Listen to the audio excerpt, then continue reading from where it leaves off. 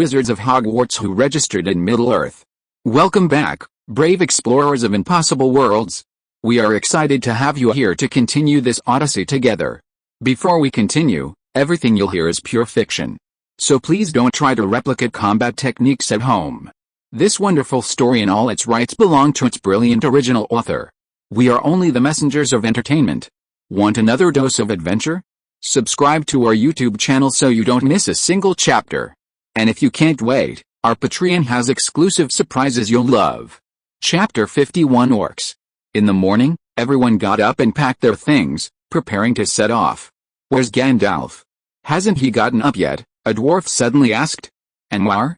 He's not here either. Bilbo also noticed someone was missing. Upon hearing this, everyone realized that Gandalf and Dwar had been missing all morning. Thorin frowned, puzzled, and ordered the dwarves, look around for them. It's getting late, we must set off. Before everyone could disperse to look for them, a burst of green flames suddenly ignited in the fireplace. Gandalf emerged from the flames, saw everyone, and greeted them with a smile. Good morning, everyone. Then Dwar emerged from the fireplace, carrying a bunch of things. He said, "Ah, you're all here. Come have breakfast." Freshly cooked bread and sausages, still hot. Everyone was surprised to see Gandalf and Dwar emerge from the flames. Thorin approached, eyeing the two men in wonder. Then he glanced at the steaming bread in Dewey's hands and asked, "Where have you been?" Gandalf replied with a chuckle, "We were bored, so Dewey and I went to the Prancing Pony for a drink. We happened to bring you breakfast on our way back." The Prancing Pony? Everyone was stunned. It was several days' journey from the Prancing Pony to here. How had they managed to get here? Considering how they had just emerged from the flames, everyone guessed it was magic, and they looked at Gandalf and Dewey with envy. Thorin, however, pondered something deeper. He gazed at Dewey and Gandalf with a burning gaze and asked, "Since you can use magic to get to the Prancing Pony, can you take us directly to the Lonely Mountain?" Dewey shook his head. Magic teleportation requires conditions. 2 fireplaces must be connected before teleportation can occur. There's no locating fireplace in the Lonely Mountain, so teleportation won't work. Thorin was deeply disappointed. His only hope now was to reach the Lonely Mountain and reclaim his home from the dragon. After enjoying the breakfast we had brought from the Prancing Pony Inn, they set out again without further delay. Before leaving, Dewey sealed the tower entrance with a transfiguration charm and then enchanted the surroundings with his newly learned muggle repelling and confusion charms. Only then did he feel at ease to leave with the others. The next leg of the journey required crossing vast, desolate plains, crossing the final bridge over the Pale Spring River, and passing through the Troll Forest before reaching the Misty Mountains, completing the halfway point of the expedition. From Weathertop to the final bridge lay an uninhabited wilderness known as the Lonely Lands. Apart from the rangers who secretly patrolled the wastes, few people lived there. However, in recent years, the number of orcs in the Misty Mountains has increased, and small groups of orcs have frequently descended into the wastes to raid. This has brought a new level of danger to the once peaceful wastes. The wastes were so vast that the expedition had spent a week on the road before they had even left their boundaries and reached the final bridge. That night, the group had just stopped to rest on a roadside plot. Dozens of arrows suddenly pelted the crowd. "Watch out!" Gandalf, the quickest to react, stepped in front of them, wielding a staff like a weapon, deflecting some of the incoming arrows. Dewey, who had just drawn his wand to transfigure the tent, reacted quickly, swung it, and cast a transfiguration spell. The incoming arrows transformed into blossoms, raining down upon the crowd. The dwarves were terrified. If they were struck by an arrow, they would be gravely injured, if not killed. "Well done, Dewey," the dwarves cheered as they reacted, grabbing their weapons and rallying. Bilbo also quickly drew the dagger Dewey had given him and, with a nervous expression, chose to stand beside Dewey. As the crowd looked, a group of 50 men emerged from the darkness in the distance. They were tall, with hideous, twisted faces, protruding tusks, and small, red eyes. They wore tattered leather armor and wielded primitive weapons like bows, axes, and clubs, exuding a ferocious and brutal aura. "It's goblins. It's the orcs. Prepare for battle," Gandalf shouted.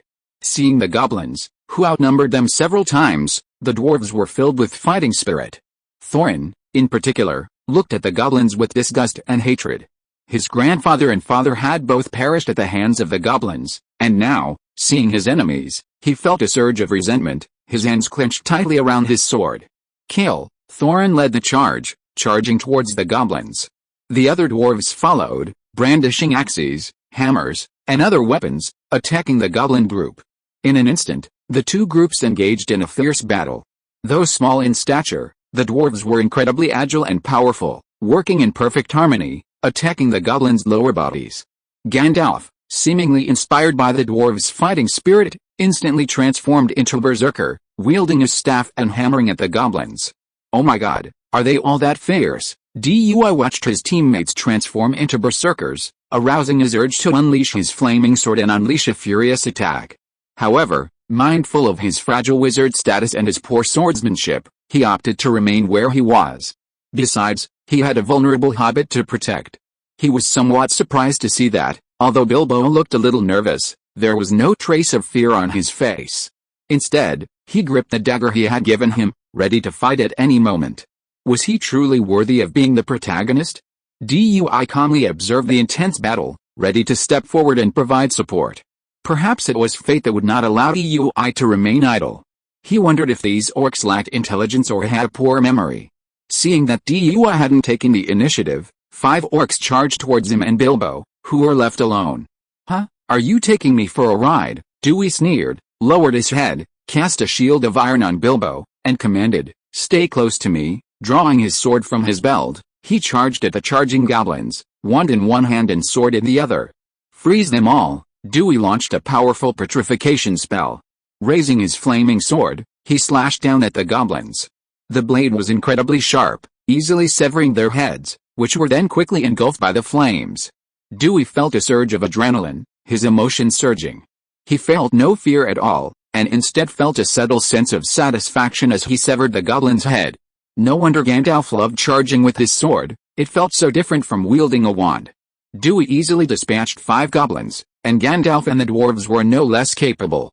Gandalf's staff was incredibly powerful, knocking down an orc with just a few blows.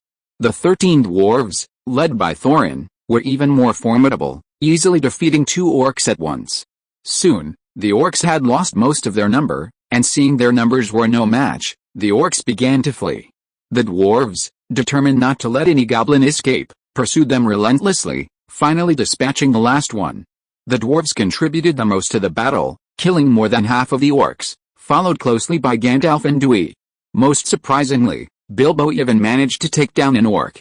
While chasing the orcs, Bilbo used the dagger Dewey had given him to throw, dispatching a fleeing orc and securing his first kill. The dwarves were impressed by Bilbo and fully accepted him into their ranks. Chapter 52 Dispute. After defeating a small group of goblins, everyone was exhausted and stayed to rest. The dwarves excitedly discussed the battle and compared who had killed the most goblins.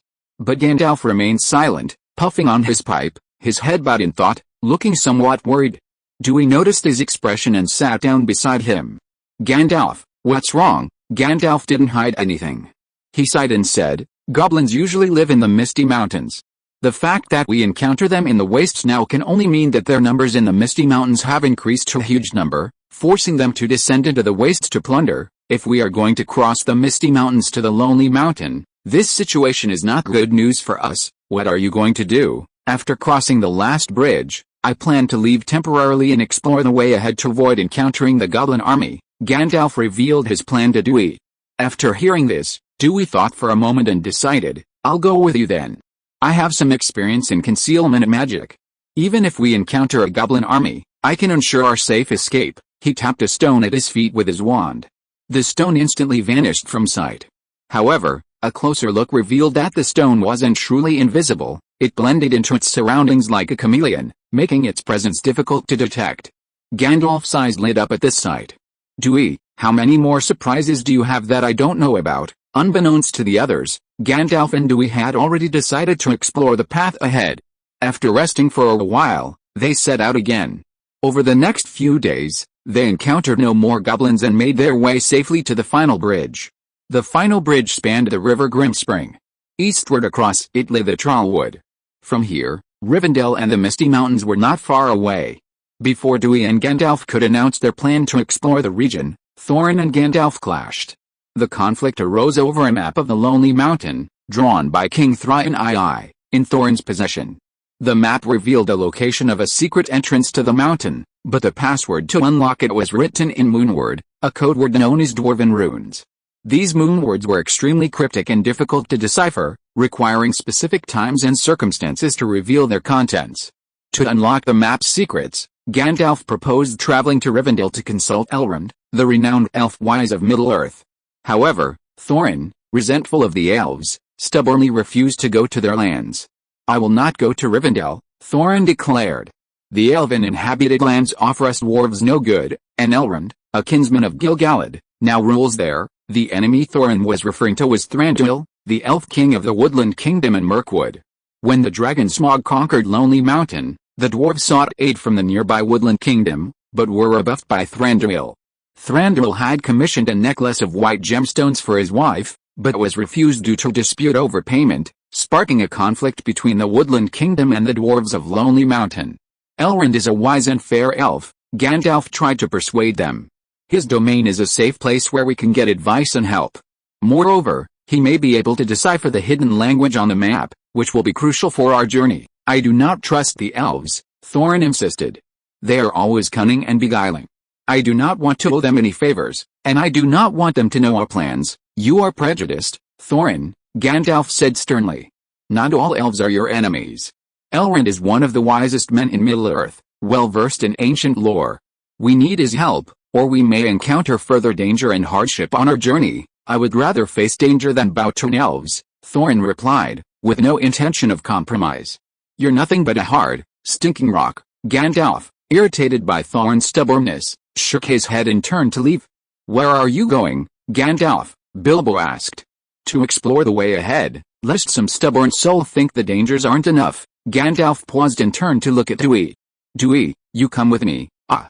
Okay." Dewey glanced at Bilbo, signaling him not to worry.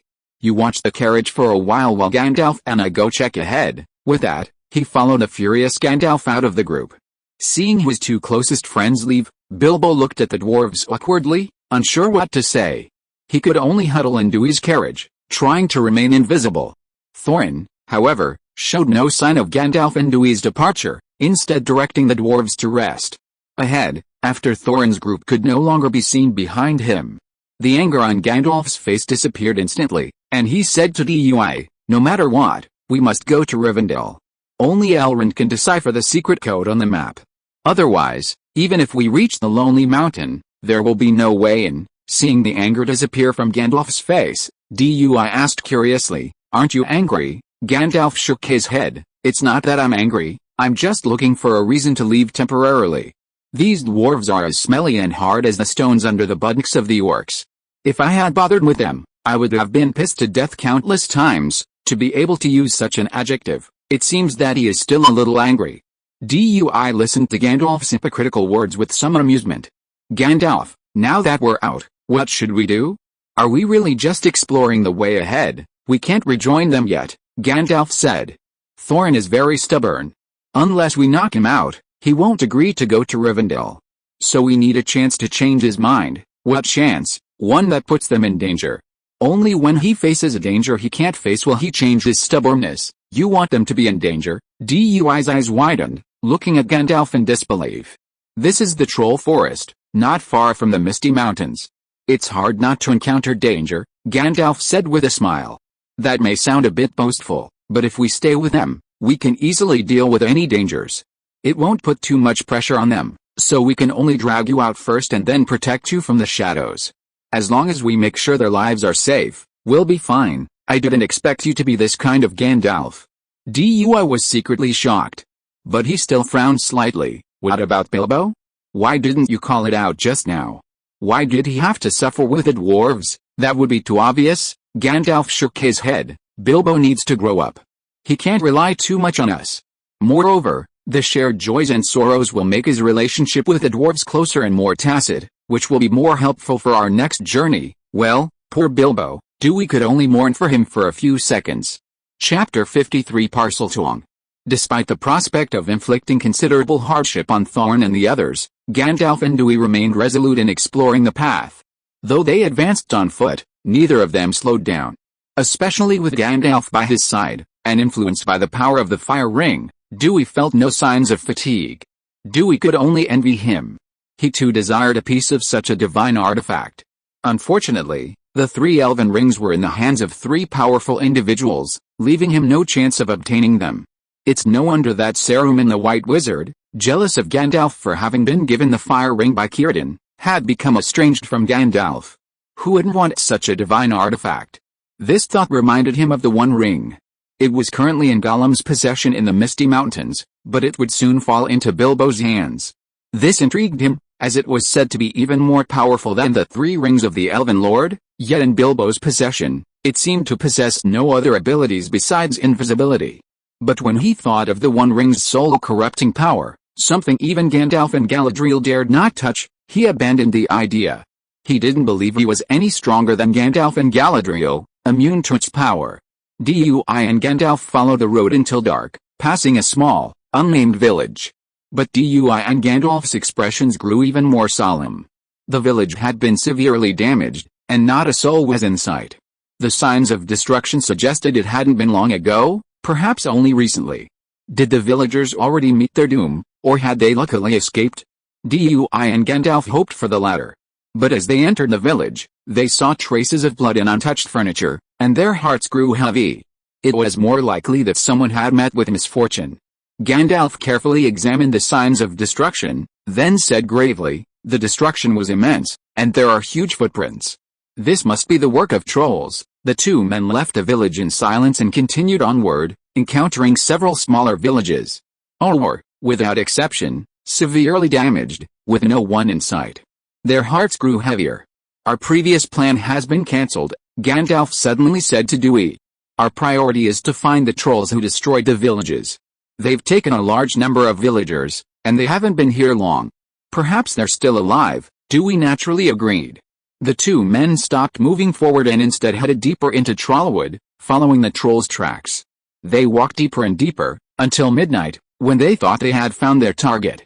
Instead, they encountered a vast swamp. Looking at the swamp before them, Gandalf frowned. The swamp was muddy, and the trolls' tracks were now submerged in the water, their trail ending there. Dewey remained silent. He remembered the guiding spells in Harry Potter, but the problem was that he hadn't learned them yet, leaving him wanting but unable to. Hogwarts sign-in system, locating the troll forest. "Do you want to sign in?" the system suddenly prompted. Dewey was stunned for a moment, then quickly muttered to himself, Sign in successful. Congratulations on acquiring the Parseltongue talent." Parseltongue talent? Dewey was a little stunned.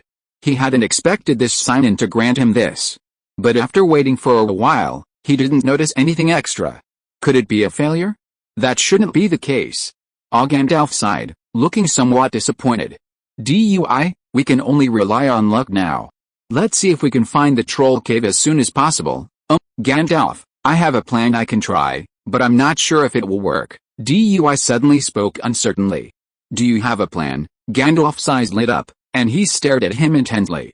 Dewey, feeling somewhat insecure under Gandalf's gaze, nodded. "I don't know if I'll succeed, but I'm just giving it a try. It's said that swamps are places where insects and snakes congregate." Dewey, attempting to impersonate a snake, called out, "Are there any snakes?" Just as Dewey, embarrassed by the thought that he was speaking human language, Gandalf saw Dewey hissing at the swamp. The sound was powerful, cold and slippery, like the menacing hiss of a venomous snake, evoking a sense of unease and mystery. "What language is that?" Gandalf asked in surprise.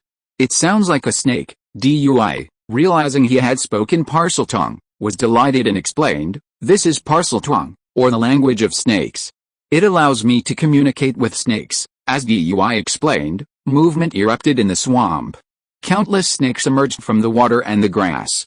Water snakes, vipers, and pythons all converged on Dewey. The dense swarm of snakes, large and small, made one's scalp tingle and one's skin crawl.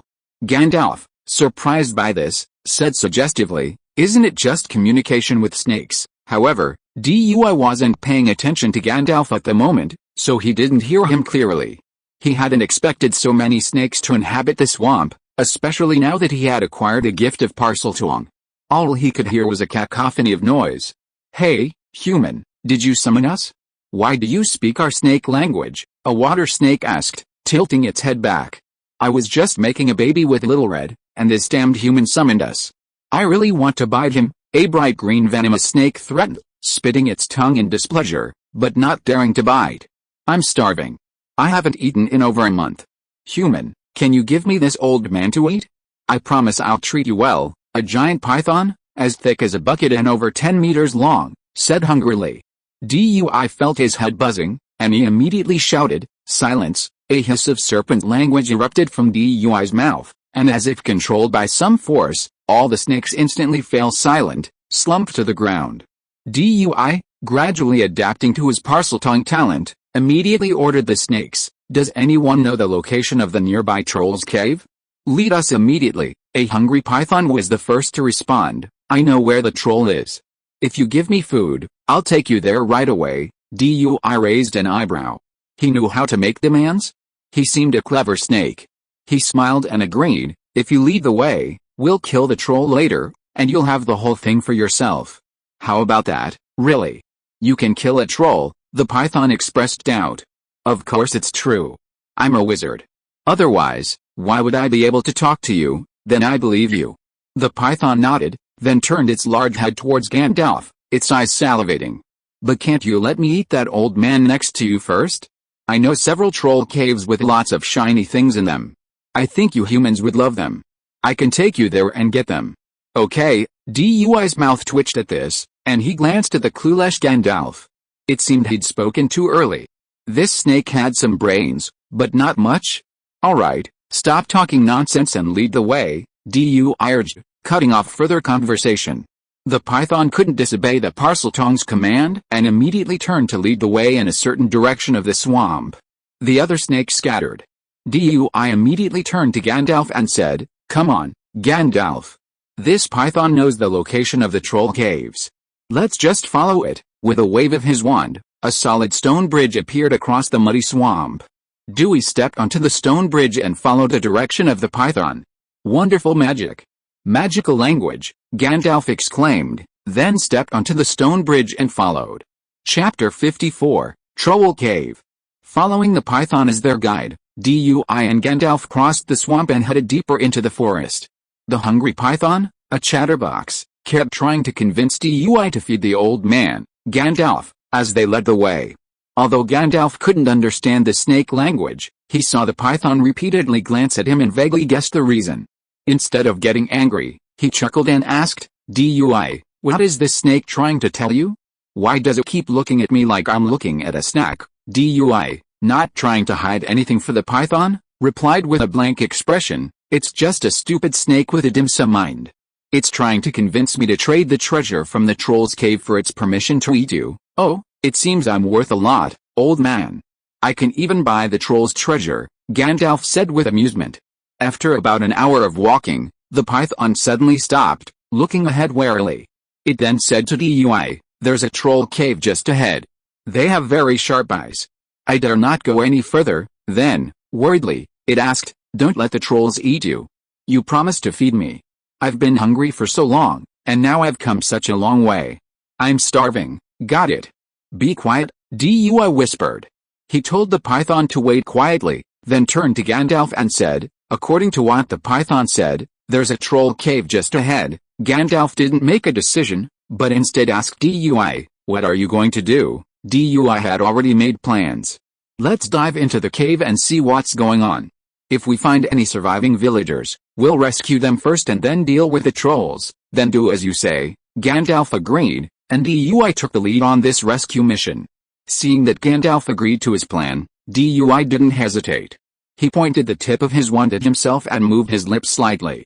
An invisible magical force descended upon Dewey, as if slammed down by a stream of icy liquid.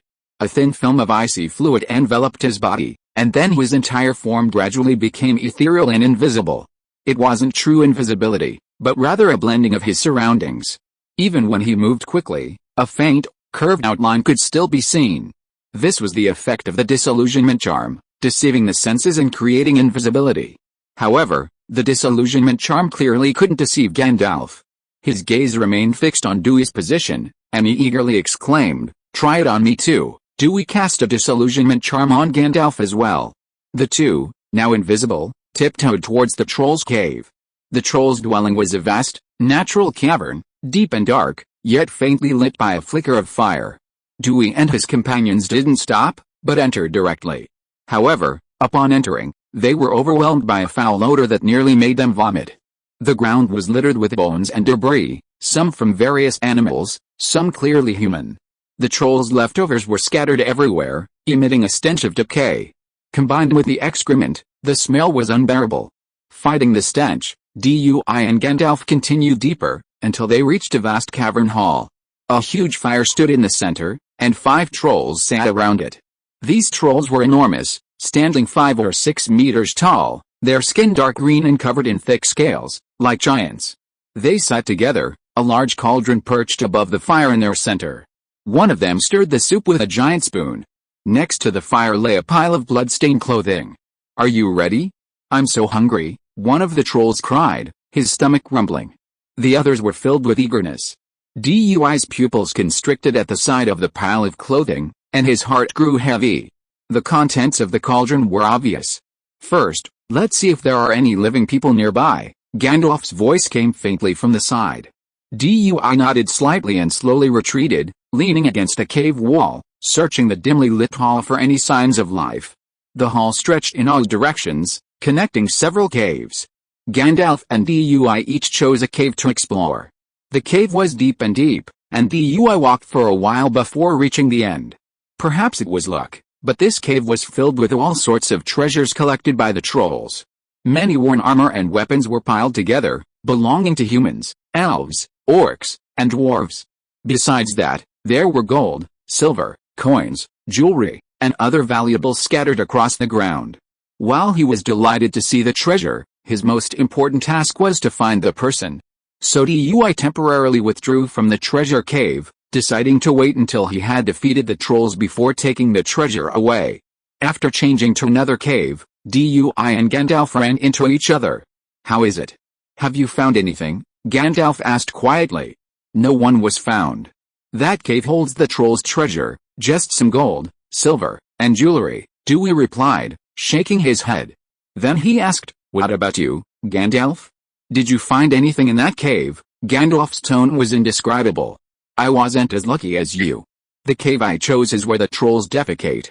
"Oh, what a nightmare." The oppressive atmosphere eased a bit, and Dewey smiled, feeling both sympathy and amusement for Gandalf's plight. This time, the two chose to travel together, entering the remaining cave. This time, they finally found traces of life. At the end of the cave, they saw a massive cage. Inside, imprisoned were the missing villagers. They were emaciated, their faces filled with fear, despair, and numbness, like soulless, living dead, huddled in their cages. Only when they heard the noises coming from Dewey and Gandalf did a flicker of fear cross their faces. Mistaking it for another ogre, the villagers shrank back in fear, awaiting their fate with despair. Dewey and Gandalf sighed deeply as they watched. Dewey lifted the spell from the two men, revealing themselves beneath a faint glow. Seeing that they were humans, Dewey and Gandalf, the villagers in the cages were in disbelief. A glimmer of hope welled up in their hearts. "I am Gandalf the Grey, and this is Dewey the Black. We have come to rescue you." Gandalf's face was kind and gentle, instilling hope and courage into the villagers' hearts, bringing a touch of life back to the numbed villagers. If you are listening to this novel on a channel other than Fanfic World, it means it was downloaded and re-uploaded without effort. We warmly invite you to visit our channel, Fanfic World. There you will find the original version of this story and many other novels of various genres. We look forward to seeing you dive into a world of incredible novels. Chapter 55, Rescuing the Villagers. "Are you really here to save us?" a frail youth asked in a hoarse voice, his eyes fixed on the two men. Gandalf nodded, his demeanor radiant. "That's why we're here." Dewey waved his hand, unlocking the cage door and letting the villagers out. Seeing the cage door open, the villagers emerged, trembling and dazed, as if in a dream. Seeing only a dozen or so people emerge, Dewey and Gandalf's hearts sank. "Are you the only ones here?" The villagers fell silent, their voices shrouded in sorrow, their voices pierced by soft sobs. It was the youth who answered, his eyes red and his voice choking with sobs. "The others were eaten by trolls. It was my turn today, but my mother convinced the trolls to let me grow a little bigger, and then she took my place." Dewey remained silent, watching the youth, lost in grief and self-blame. Gandalf walked up to the young man and gently patted his shoulder. "What's your name, Edward? Edward, you have a truly great mother. She sacrificed her life to give you a chance to live. Don't let her down. Live well." Carrying her share, Gandalf's words were concise, yet powerful and convincing. After rescuing the villagers, Dewey and Gandalf began to discuss how to lead them out of the troll cave. Gandalf's idea was for Dewey to protect the villagers while he fought the trolls. But Dewey rejected this plan. Trolls were enormous and extremely defensive, with few weaknesses except for their fear of sunlight. It would be difficult for Gandalf to take on 5 trolls alone. Although a Maya, Gandalf's power was limited in Middle-earth. He was forbidden from using excessive power to directly interfere with the natural order and the choices of its inhabitants, thereby disrupting the balance of power and race. Moreover, his body was mortal, subject to the limitations of a human body, susceptible to pain, fatigue, injury, and even death. Therefore, under these restrictions, Gandalf preferred to wield his staff and sword in close combat, rarely using powerful magic, only a light spell at most. Seeing that Dewey rejected his proposal, Gandalf did not insist, but instead asked, "Do you have any suggestions, Dewey?" Day confidently pulled out a potion and chuckled, saying, "Trolls are difficult to deal with, so we should use our wits to minimize the cost and maximize the results." "What is this?" Gandalf asked curiously about the potion in Day's hand. "This is a shrinking potion I concocted a while ago. 1 drop can shrink a horse to the size of a palm, perfect for dealing with these trolls." Gandalf's eyes lit up, and he immediately guessed Day's idea. "Are you planning to put this potion in the pot and feed it to them?" "Yes," Day nodded, then pointed at himself with his wand and used the disillusionment charm again to become invisible. "Gandalf, protect the villagers. I'll feed them the potion first, and then I'll signal you." With that, he hurried toward the cavern hall. He had to administer the potion before the trolls finished their meal. The villagers in the cavern were shocked to see Dewey disappear like that, but at the same time, they felt a surge of hope and confidence in their escape. Dewey had just arrived in the cavern hall when he encountered 5 trolls fighting over the food in the cauldron. He quickly cast a levitation spell on his feet and tiptoed towards the trolls. As he reached the trolls, Dewey felt the pressure of their massive bulk all too clearly. It could smite him with a single blow, or devour him in a single gulp. Carefully, Dewey slipped through the gaps between the trolls and approached the cauldron. But just then, one of the ogres paused in his scramble for food, sniffed around, and asked in confusion, "Does it smell like a living person?" Seeing the ogre's head leaning toward him, Dewey stopped and held his breath. He hadn't expected an ogre's nose to be so sharp. Seeing the ogre sniffing his way, Dewey quietly raised his wand and whispered, "Confuse the audience." The ogre's expression grew slightly confused. He sniffed again, then angrily punched the ogre next to him. "Did you fart? It stinks." "Who farted?" "You farted." The innocent ogre nearby immediately threw a punch back. The 2 ogres, no longer bothering to fight over the food, immediately engaged in a fight. The other 3 ogres also stopped eating, shouting at each other to be killed. Taking advantage of this moment, Dewey hurried to the cauldron. He observed the sticky substance still halfway inside and wondered about the smell of meat. Thinking of what that was, Dewey's stomach suddenly churned, and he instinctively felt sick. But to get rid of the ogres, he forced himself to suppress the discomfort, quietly approached, pulled out his potion bottle, opened it, and poured it all in. Just 1 drop would shrink an ordinary animal to the size of a palm, but he wasn't sure how strong the ogre's magic resistance was, so he had to increase the dosage. After adding the potion, Dewey carefully retreated behind a large rock, quietly awaiting the results. Soon, the 2 fighting ogres broke up their fight and rejoined the fight for food. Once the ogres had devoured the potion's effects began to take effect. "Huh? What's wrong with me? Why are you getting bigger?" one of the fastest eating ogres asked in confusion, but soon realized it was he himself who was shrinking. From 6 meters, he quickly shrank, then 5, then 4, 1 meter, 50 centimeters, then 10 centimeters. While the other ogres were still stunned and puzzled by their companions shrinking, they began to shrink rapidly as well. Finally, 5 trolls, barely 10 centimeters tall, appeared where they had been, staring in terror at the enlarged surroundings. Then, a gigantic human appeared before them, wielding a massive wooden club and conjuring a cage to trap them. "All right, Gandalf, you can bring the men out," Dewey shouted, deep within the cavern. As soon as he finished speaking, Gandalf and a dozen villagers emerged. "Is it done?" Gandalf asked. Dui pointed to the trolls in the cage on the ground. "It's not over yet. They've been shrunk by my potion, and I'm not sure how long the effects will last, so we need to get rid of them quickly." Gandalf glanced at the tiny trolls in the cage and raised an eyebrow. "What are you going to do?" "I'm going to clear out the nearby trolls and see if any of them are still alive.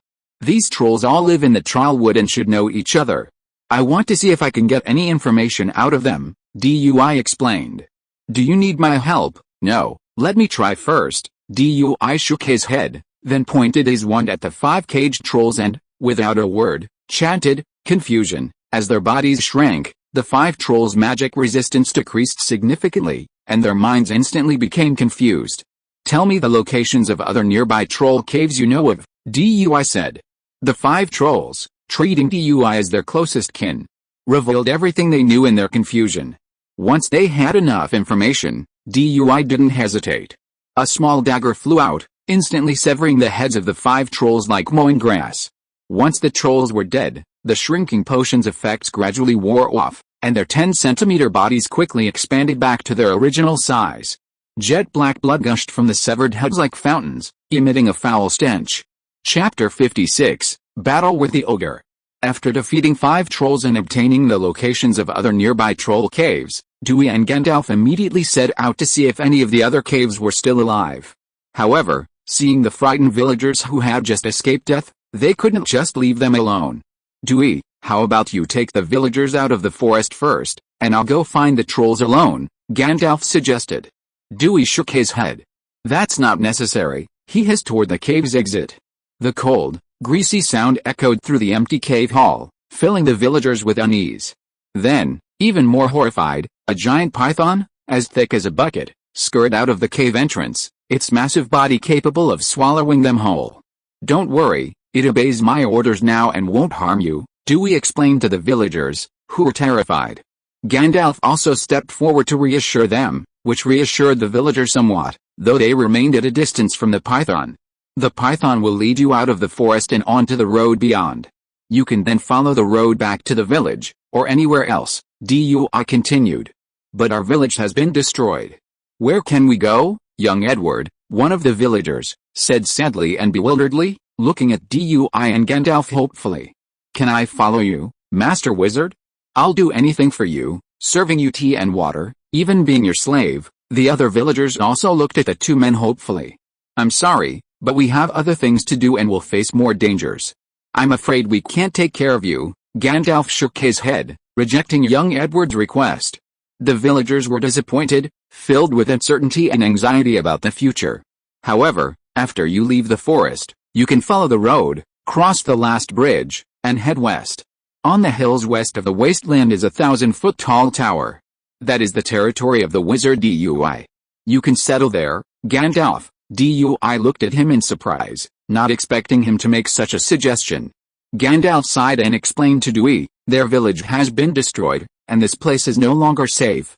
Besides the threat of trolls, there are also goblins who could come down from the mountains to plunder at any time. These dark creatures will show no mercy to the villagers. If they want to survive, they can only migrate westward, seeking a lord or power to rely on. Now that the forces of darkness are surging, I foresee that all of Middle-earth will be in turmoil and war in the future. With you, the black-robed wizard, at the helm of We Third Up, it will be a new safe haven, protecting them from the ravages of war." "Gandalf, you are too kind." Dewey smiled bitterly and shook his head, but for Gandalf's sake, he did not resist. Besides, they might not be willing to take the risk of traveling thousands of miles across the wilderness to settle in a place with nothing but a tower. Dewey looked at the uneasy villagers below, thought for a moment, and then led them to the cave where the trolls had hidden their treasure and distributed some of the gold and silver coins to the villagers. The villagers, dazed as if dreaming, took in the gold and silver they had received. They had never seen such a large sum of money before. The gold alone was enough to keep them fed and clothed for the rest of their lives. "You've just heard what Gandalf and I said. With this money, you can go anywhere and live comfortably for the rest of your life. So, I have 2 suggestions for you to consider," Dewey said to the villagers.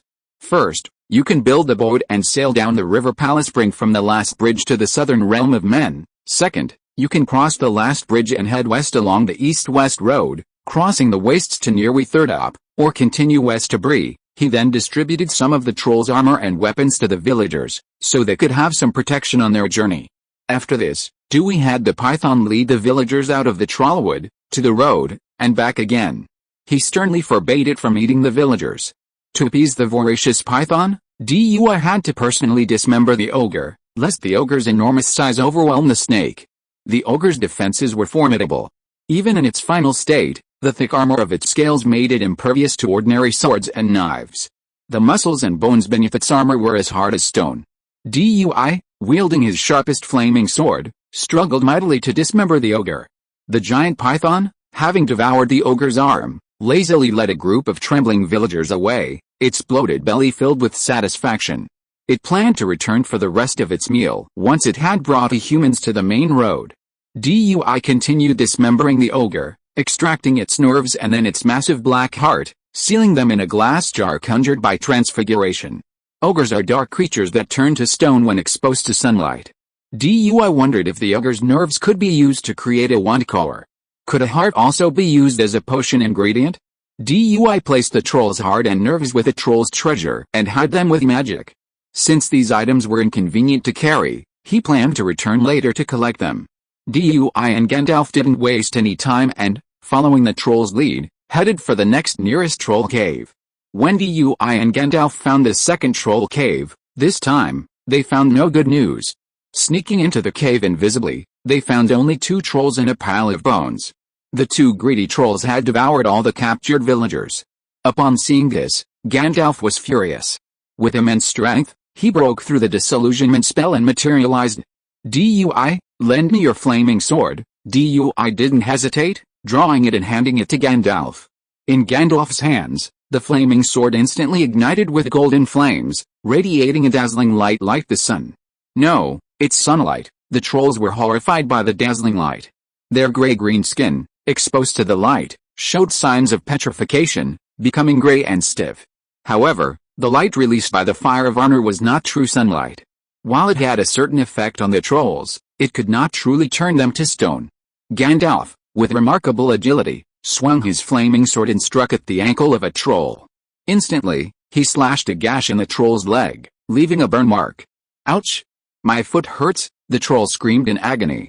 The troll tried to crush Gandalf's attack with his foot, but Gandalf dodged and inflicted another wound on his foot with his sword.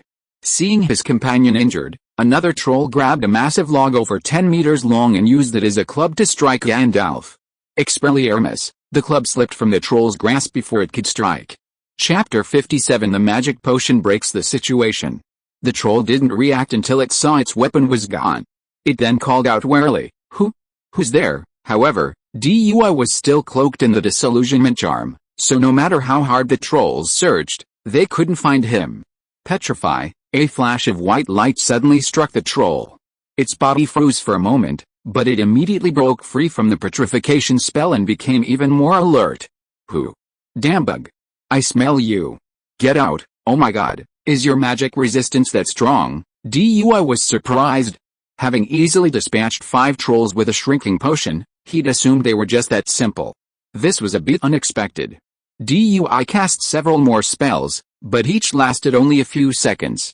Seeing that the spells weren't working, Dewey quietly approached, using his magic to direct the dagger at his waist and slash at the troll. The sharp dagger pierced the ogre's thick scales, but beyond those scales, the ogre possessed rock-hard muscle and bone, which buried the dagger in its flesh, rendering it impossible to extract. Ah, it hurts. Damn, vile creature, I'm going to eat you, the wounded ogre roared in anger, grabbing nearby boulders and throwing them everywhere, trying to force the invisible Dewey out. The ogre's tactic was effective, as the flying boulders smashed into the invisible barrier created by the ironclad charm, instantly revealing Dewey's whereabouts. With a ferocious, resentful grin, the ogre's eyes widened as he swung his fist in Dewey's direction, as if he could see him pulverized into pulp in an instant. The ogre's immense strength, with a full-strength blow, shattered the ironclad charm's defensive barrier. But to the ogre's dismay, there was no one behind the ironclad charm, causing his fist to strike empty air. Before the troll could react, 2 daggers hurled themselves at it with lightning speed, piercing its most vulnerable eyes. Black blood splattered instantly, and a deafening scream of agony echoed throughout the cave. The eyeless troll scrambled about like a headless fly, only to be tripped by a leg-locking curse from Dui, sending it careening to the ground. Wingardium Leviosa, Dui, recreating Ron Weasley's stunning troll, levitated the troll's massive club and slammed it hard on the back of the troll's head. Once wasn't enough, two more struck. Under constant blows, the troll could no longer stand and passed out. It was clear that physical attacks were the most effective against a creature as resistant to magic as a troll. As Dui finished off the troll, Gandalf was no longer far behind. Gandalf used his flaming sword to sever both of the troll's hamstrings. After the troll collapsed, unable to stand, Gandalf leaped onto its chest and plunged the flaming sword deep into its heart, incinerating it to ash. Having dispatched his own troll, Gandalf threw the flaming sword to him. Duir, take it. Duir reacted quickly, catching the flaming sword and leaping onto the unconscious troll. With both hands gripping the sword, he thrust it hard into its heart, unleashing a blazing fire. The unconscious troll struggled instinctively before succumbing. After dispatching the two trolls, Duir and Gandalf briefly inspected the cave, finding little valuables besides a pile of bones. It was clear that even trolls were different. Duir, muttering a little about his poverty, continued on with Gandalf to the next troll cave. Before leaving, however, Gandalf used magic to collapse the troll cave, burying the trolls and their bones inside. The two men then found two more troll caves. The first contained only a single troll, even poorer than the two previous ones, lacking even a pot for cooking. Gandalf and Dewey easily dispatched it and immediately moved on to the next location. However, the next cave was home to the largest number of trolls Dewey and Gandalf had ever seen, housing a full 12 trolls. This group of trolls had clear divisions of labor and even distinct hierarchies, complete with a troll leader. The leader towered over the others, standing 7 or 8 meters tall. He sat on a high stone platform, wielding a 10-meter-long iron hammer and wearing tattered, rusty armor. He was attended by the other trolls. Carved into the cave walls were prison cells, enclosed by wooden bars, holding hundreds of humans. The humans in the prison were emaciated, their eyes dull and lifeless, like a group of the living dead. As a troll carried a bucket of a sticky, indeterminate substance and poured it into the wooden trough before them, the group scrambled for the food like mindless animals. The troll leader here was clearly more resourceful. Instead of immediately devouring the humans they captured from the forest, they kept them like pigs and slaughtered them regularly. To ensure a constant supply of food, they even locked up men and women together and forced them to produce new human babies. Seeing this, Gandalf and Dewey's expressions grew grave. This was the first time they had ever seen such a clever troll. If given the chance, it might one day unify the entire troll forest and become the Troll King. This time, Dewey and Gandalf were extremely cautious and chose not to attack head-on.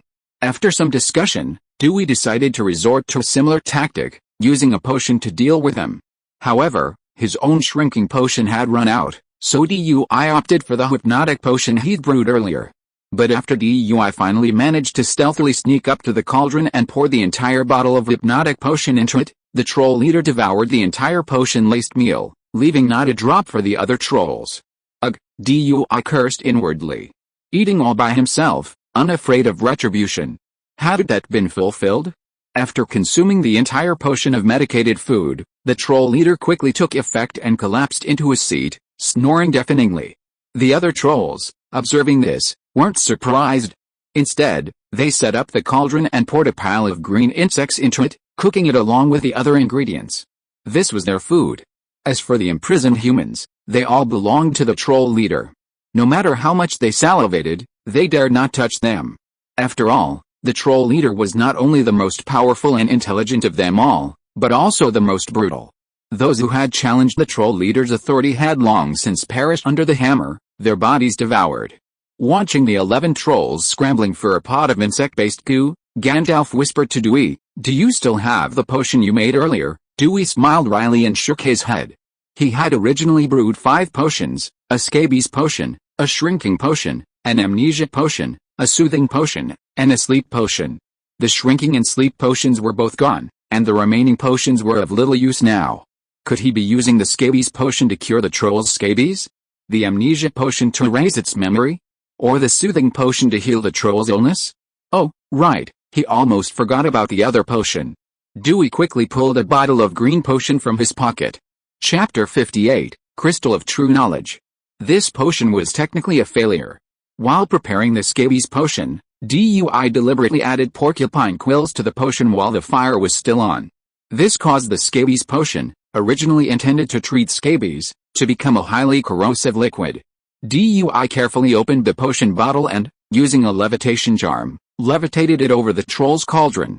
Then, the potion lost its hold and fell directly into the cauldron. Plop! A sound echoed from the cauldron. "Hey, what fell in there?" one ogre asked curiously, looking up at the stone wall above the cave. "Is it a rock?" "Whatever it is, I'm starving," another ogre said nonchalantly. He then picked up a large bowl, poured the food from the cauldron into it, and devoured it. Seeing this, the other trolls quickly joined in the scramble for food, fearing they would be left behind. After the cauldron had been completely devoured, the glass bottle appeared at the bottom, startling the others. "What is this? It looks like something human. Why is something human in the food?" Before they could figure it out, they felt a sharp pain in their stomachs. Their stomachs, small intestines, and large intestine seemed to be corroding and melting. The pain of the ruptured stomachs caused all the trolls to collapse and wail in agony. The wails were deafening, echoing throughout the cave and attracting the attention of the humans imprisoned. But even such a commotion failed to awaken the slumbering troll leader. Desperate to take advantage of the situation, Dewey and Gandalf immediately took action. Gandalf borrowed Dewey's flaming sword and rushed into the wailing and collapsed trolls, leaping and slaying them with his flaming sword. Dewey, on the other hand, approached the unconscious troll leader and used the levitation spell to levitate his massive hammer into the air. The hammer was made of iron and was extremely heavy, weighing over 1,000 pounds. Dewey struggled to control it with the levitation spell. When the hammer reached a certain height, Dewey withdrew his magic, and the hammer free falling, slamming down hard on the troll leader's head. The weight of over 1,000 pounds hurled from the sky instantly slammed the troll leader's skull, leaving blood gushing and it dented. The troll, despite its formidable defenses, failed to kill the troll leader with a blow, and instead awoke from his slumber. But before it could react, the hammer came crashing down again. This time, the troll leader's brains splattered, instantly killing him. Gandalf, agile and unfathomably old, dispatched the trolls one by one with his sword. Soon, no trolls remained alive in the cave. After the battle, Gandalf, without pausing, descended upon the human prison and, with a single blow of his sword, cleaved the cage open, releasing everyone inside. Dewey left the task of comforting the trolls to Gandalf while he searched for the trolls' hidden treasure. He continued deeper into the cave, soon discovering its end. It was filled with gold, silver, and jewels, dazzling under the fluorescent light. The treasures were several times greater than those found in the caves of the 5 trolls. But just as Dewey was marveling at the sheer volume of treasure, he stumbled upon a black object emitting magical energy, buried among the gold coins. Intrigued, Dewey approached and used his wand to push the coins away.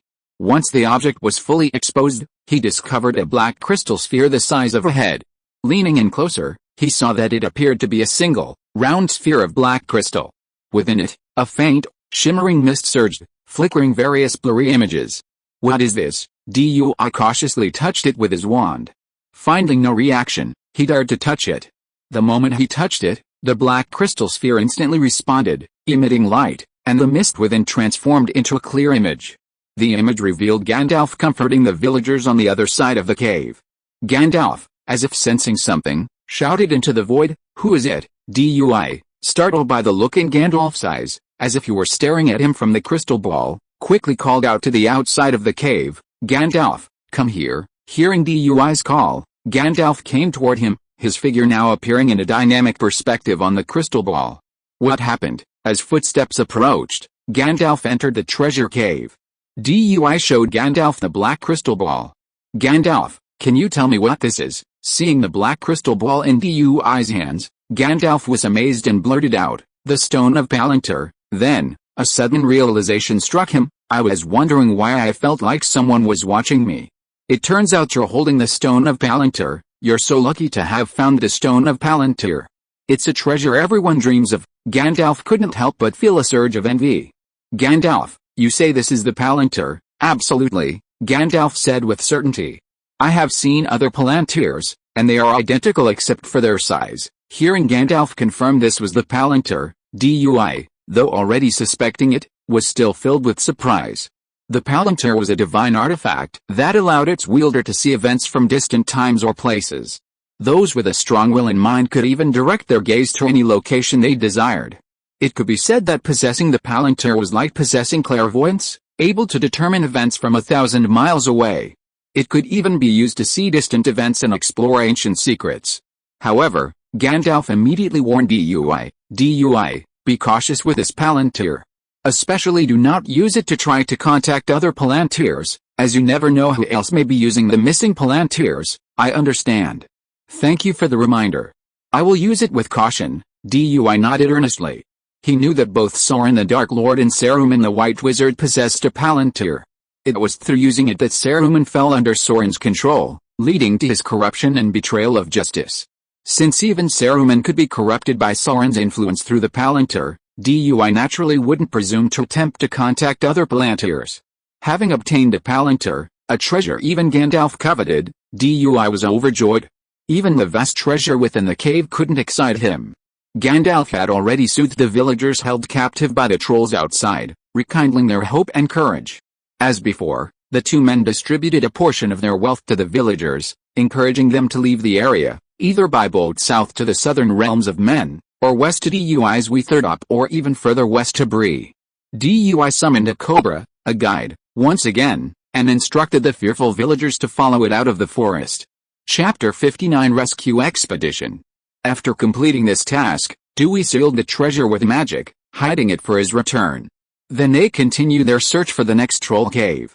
This time, however, the Stone of Truth made their search much easier. Let me see, where's the next troll? Dewey held the Stone of Truth, concentrating his attention on it. Gandalf also came closer, observing the shimmering mist within the crystal ball with anticipation. Instantly, a scene appeared within the crystal ball, but it surprised both men. It showed Thorn and his companions, tied to a tree trunk by 3 trolls and roasted over a fire. Bilbo, unfazed by the danger, displayed considerable composure and wisdom. He used words to distract the trolls, claiming the dwarves were ill and would fall sick if they ate the food. He also exploited the trolls' conflict, using the uneven distribution of food to sow discord among them, stalling for time.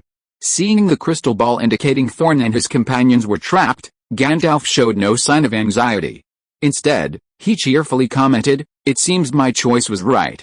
Bilbo is indeed the perfect snitch. With him among the dwarves, his brilliance becomes even more apparent." Dewey wasn't as calm as Gandalf.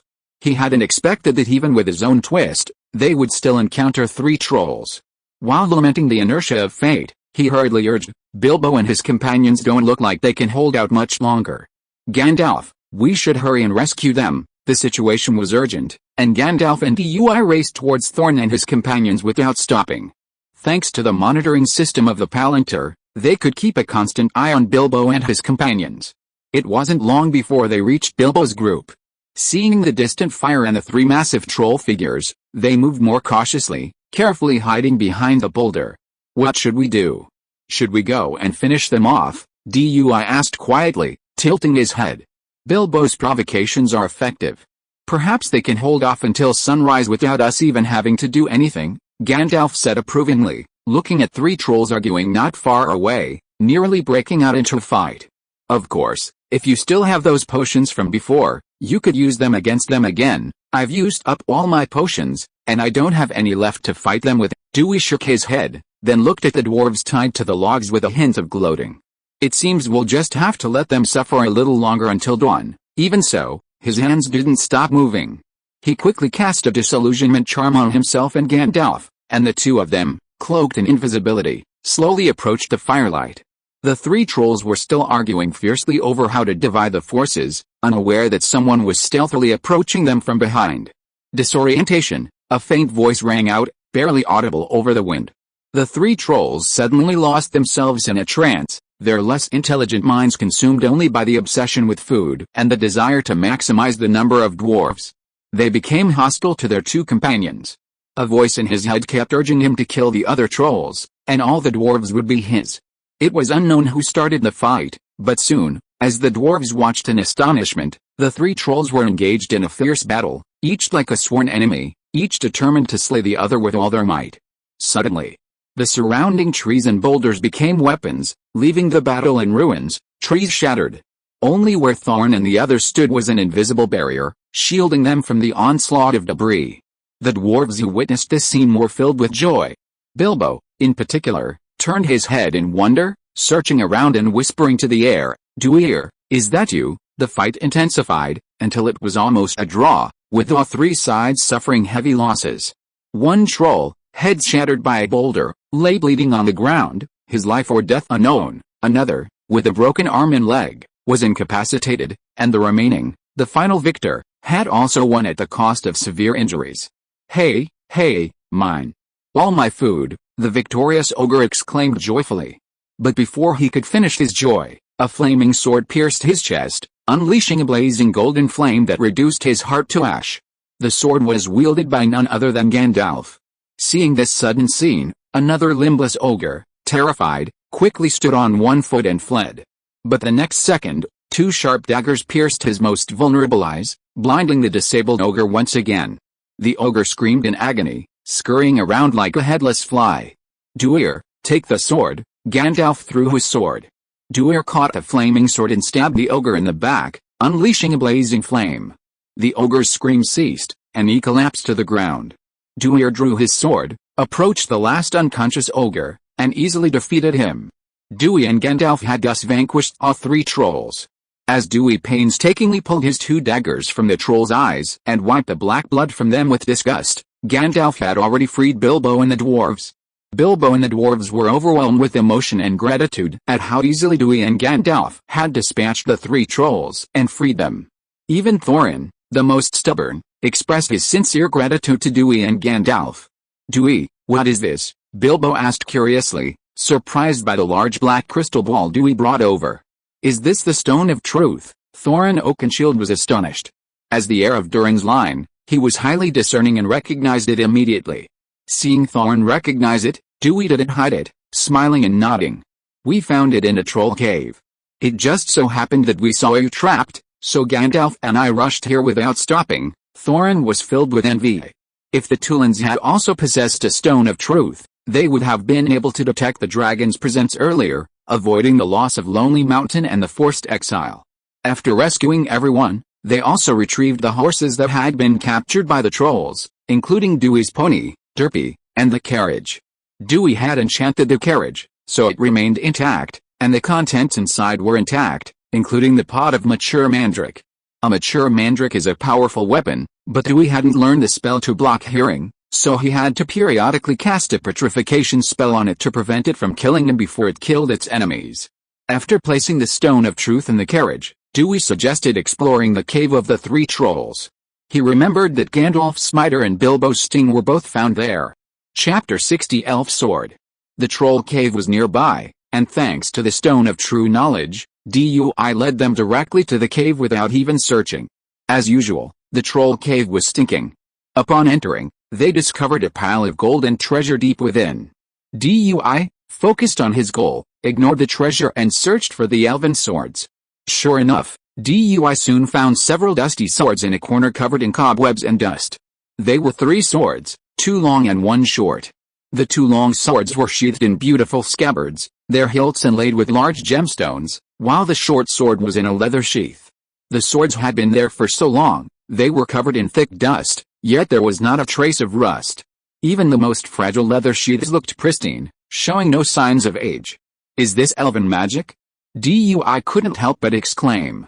"Dewey, have you found something new?" Gandalf noticed Dewey's movements and asked curiously. The others were drawn to the scene.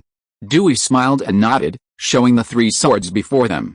"I found three swords, and they look quite remarkable." Gandalf's curiosity intensified. "May I see them?" Dewey handed him a longsword. Gandalf took it, examined the blade, and remarked, "The scabbard is made of ivory, beautifully carved. It looks like elven craftsmanship." He drew the sword, which gleamed with a cold light, dazzling even in the dim cave. Gandalf stroked the blade, seeing the mysterious inscription and carefully deciphering it. "Glamdring," he said, "is a Sindarin word meaning hammer of enemies. It seems this is an elven sword." Gandalf reluctantly put it down, seeming to be quite fond of it. He then took up another longsword, drawing it out. It was a slender, curved blade with an impenetrably sharp blade, inscribed in Sindarin, a crest, meaning goblin cutter. The hilt bears the breath of dragons. It is made of dragon teeth. Gandalf was astonished. Dragons were Maya-level creatures, practically invincible. To have this elven sword hilt made of dragon teeth meant that a dragon must have died at the hands of an elf, allowing the fangs to be obtained. The others also looked at the sword with curiosity. After all, they were facing a dragon. Finally, Gandalf took up the short sword and examined it. Since it lacked any inscriptions, there was no information about it. He could only conclude that it was also an elven-forged sword. Seeing Gandalf's gaze linger on the first longsword, Dewey smiled inwardly. It seemed that this sword had a connection with Gandalf. In front of Gandalf's surprised eyes, he handed the sword that originally belonged to him. Gandalf, you don't have a suitable sword in your hand, so this sort of hammer belongs to you. Gandalf really liked the sword, and did not bother to be polite with Dewey. He took the sword solemnly and said, I owe you a favor. Dewey shook his head. After several battles with trolls, the relationship between him and Gandalf gradually deepened. He gave the sword not with the intention of repaying a favor, but with the idea of returning it to its original owner. He then turned to Bilbo, handed him the short sword, and said with a smile, this sword suits you best. It's yours from now on. Amidst the dwarves' envious gazes, Bilbo waved his hand, somewhat flattered. Dewey, you've already given me a dagger. You don't need this sword. Dewey ignored his refusal and pressed the short sword into his hand. Take it. Your dagger was just an ordinary weapon. It couldn't protect you. This short sword is elf-forged. Use it for self-defense. Seeing Dewey's insistence, Bilbo no longer refused. Touched, he accepted the short sword. Thank you, Dewey. Then, solemnly, he hung it on either side of his waist, along with the dagger. As the dwarves watched eagerly, Dewey put away the last of the beast's swords, no longer thinking of giving away his wealth. Gandalf and Bilbo were Dewey's acknowledged friends, and he felt no remorse for giving them the elven swords. But his relationship with the dwarves had always been one of trade. Although he already possessed the flaming sword, he wasn't so generous as to offer it as a gift. While the beast-bite sword had originally fallen into Thorin's hands, it was first come, first served. Thorin, looking at the beast-bite sword in Dewey's hand, felt a connection to it. The dragon-tooth hilt held a positive symbolic meaning, alluding to the dragons they would face on this journey to the Lonely Mountain. But he also knew his relationship with Dewey wasn't close enough to warrant a gift of the sword, so he asked, Dewey, would you be willing to trade me for the beast-bite sword? Well, how do you propose this? Dewey turned and asked. He already had the flaming sword, so he had no need for it. If Thorin's terms satisfied him, he wouldn't mind having the sword returned to him. Thorin was silent for a moment, then said, how do you like it if I offer you 1% of the Lonely Mountain's treasure in exchange for this sword? Dewey shook his head. I don't need the treasure. According to the contract they had signed, he was entitled to 1/10 of the Lonely Mountain's treasure. Add to that the treasure from the Barrow Downs and the Troll Caves, and he wouldn't need that 1%. What do you want? Thorin asked, frowning, thinking Dewey's offer was too little. Dewey thought for a moment before saying, when you recapture the Lonely Mountain, I want you to build me a castle atop we third up, centered around the Tower of Amansul. I'll provide the plans, and you'll build it. Since they had already renamed the Tower of Amansul Hogwarts, he wanted the name to be worthy of its name. The dwarves possessed remarkable architectural skills and achievements, and many of Middle-earth's magnificent structures were built by the dwarves. If Dewey wanted to bring Hogwarts Castle to life in this world, the dwarves would be a good choice. Upon hearing Dewey's request, Thorin's brow furrowed even further.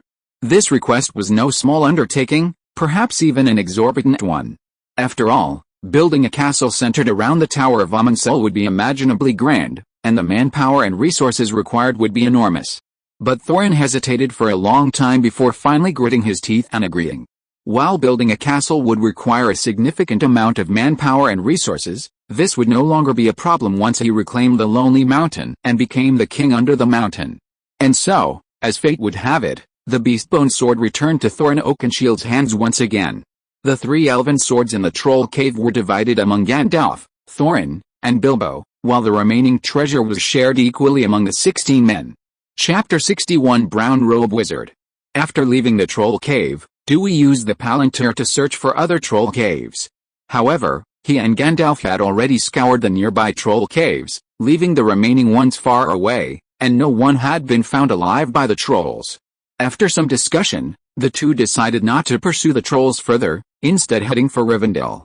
As the savior, with the support of both Gandalf and Dewey, Thorin, though reluctant, gave up his stubborn objection. However, after his ordeal with the trolls, he was even more eager to reach the Lonely Mountain, to enter and obtain the Arkenstone, and to rally the dwarves. So, the journey to Rivendell was unanimous. After packing up their belongings, they left Trollwood and continued eastward, heading straight for Rivendell. Soon after, word of the tragic deaths of the trolls spread among the trolls. They said a monster had appeared in the forest, preying on trolls. It ate their hearts and unleashed flames, killing any troll it encountered. As the tale grew more terrifying, many terrified trolls retreated to caves in the mountains, afraid to leave the mountains for fear of encountering the terrifying monster and being killed. As a result, the likelihood of attacks near the troll forest decreased dramatically, providing some safety for passing travelers and merchants. Meanwhile, some of the villagers rescued by Dewey and Gandalf chose to take boats downriver from the last bridge, heading south to the human settlements and kingdoms. Others chose to cross the last bridge, traversing the wasteland and heading west along the east-west road. The story of Dewey and Gandalf's troll-killing and rescue efforts spread far and wide.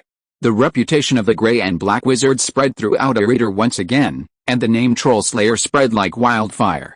The group had barely left the troll forest when a noise was heard in the distance. This immediately put everyone on alert, but it soon became clear that it was a false alarm. It was the Brown Wizard, Daragast, driving a sled pulled by rabbits, gliding through the forest as if it were flat ground, quickly approaching the group. Gandalf was surprised to see an old friend. Daragast, what are you doing here? Daragast was as tall as Gandalf, wearing a wide-brimmed brown hat stained with bird droppings and a drab robe stained with dirt, grass, and twigs. He looked extremely unkempt and strange. I was looking for you, Gandalf. Something's wrong, very wrong. Daragast looked a little mad. What's wrong? Gandalf, accustomed to his behavior, asked in confusion. The great greenwood is sick, shrouded in darkness. The trees are withered, the air is foul, and the rivers are poisonous. Giant spiders have appeared there. They must be the spawn of Ungoliant. Ungoliant was an evil deity bred from the darkness of the void beyond the world of Arda. A gigantic spider, he once allied with Sauron's master, Morgoth, to destroy the two trees, a symbol of light, plunging the world into darkness. Even Sauron himself dared not cross Shelob, Ungoliant's offspring, and he regularly sent her orcs as rations, a testament to her terrifying power. I followed the giant spider's trail all the way to Dol Guldur, Daragast continued.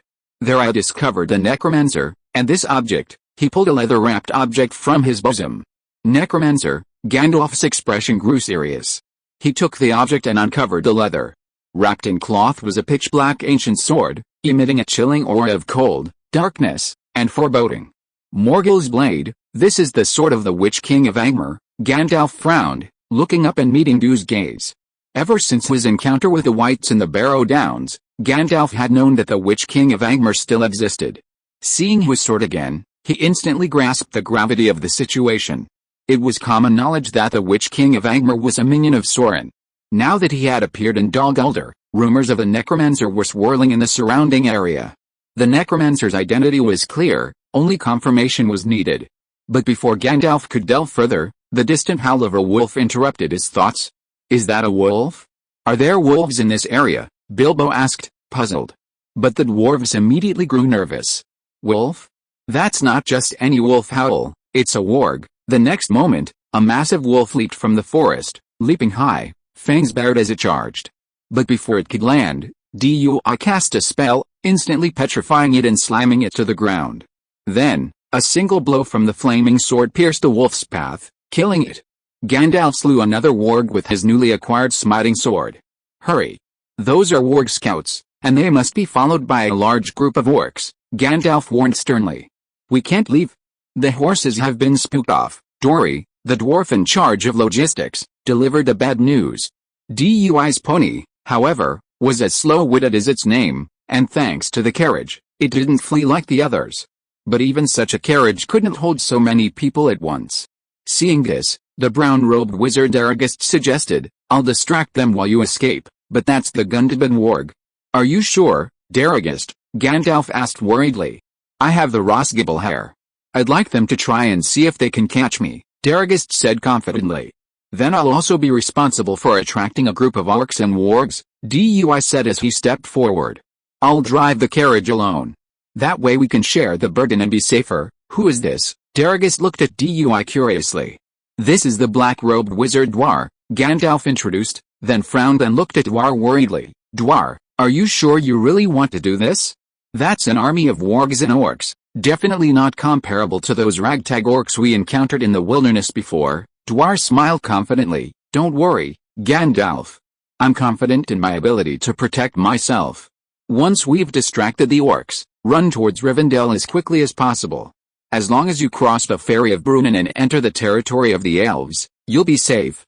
If you are listening to this novel on a channel other than Fanfic World, it means it was downloaded and re-uploaded without effort. We warmly invite you to visit our channel, Fanfic World. There you will find the original version of this story and many other novels of various genres. We look forward to seeing you dive into a world of incredible novels. Chapter 62 Elrond. Just as the wargs and orcs were closing in on the expedition from all sides, the first to emerge from the forest was the brown wizard Dargist, riding his rabbit sleigh. He challenged the orcs and wargs before darting off into the distance. Then, a wagon burst forth from the woods. Dui cast a spell, knocking down the two wargs blocking his path, and then steered the wagon in the other direction.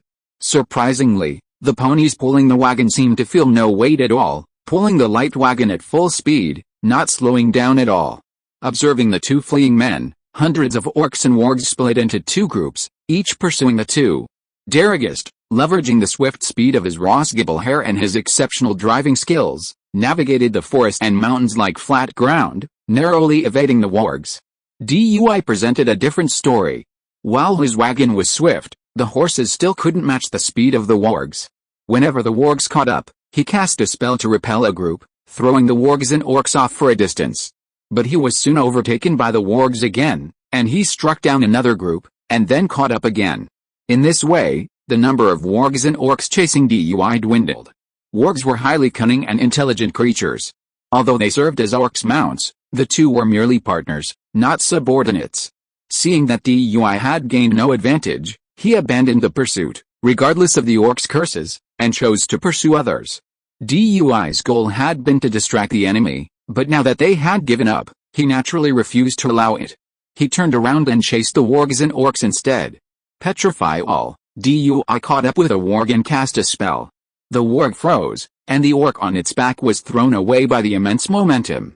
Before Dui could cast the spell on the orc, an arrow instantly pierced the orc's head, sending him straight to hell.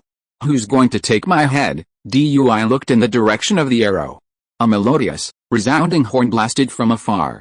The ground shook, and horses' hooves clattered. A towering army of silver figures, clad in ornate and elegant armor, mounted on majestic steeds. Swift and agile, they pursued the orcs and wargs across the wilderness.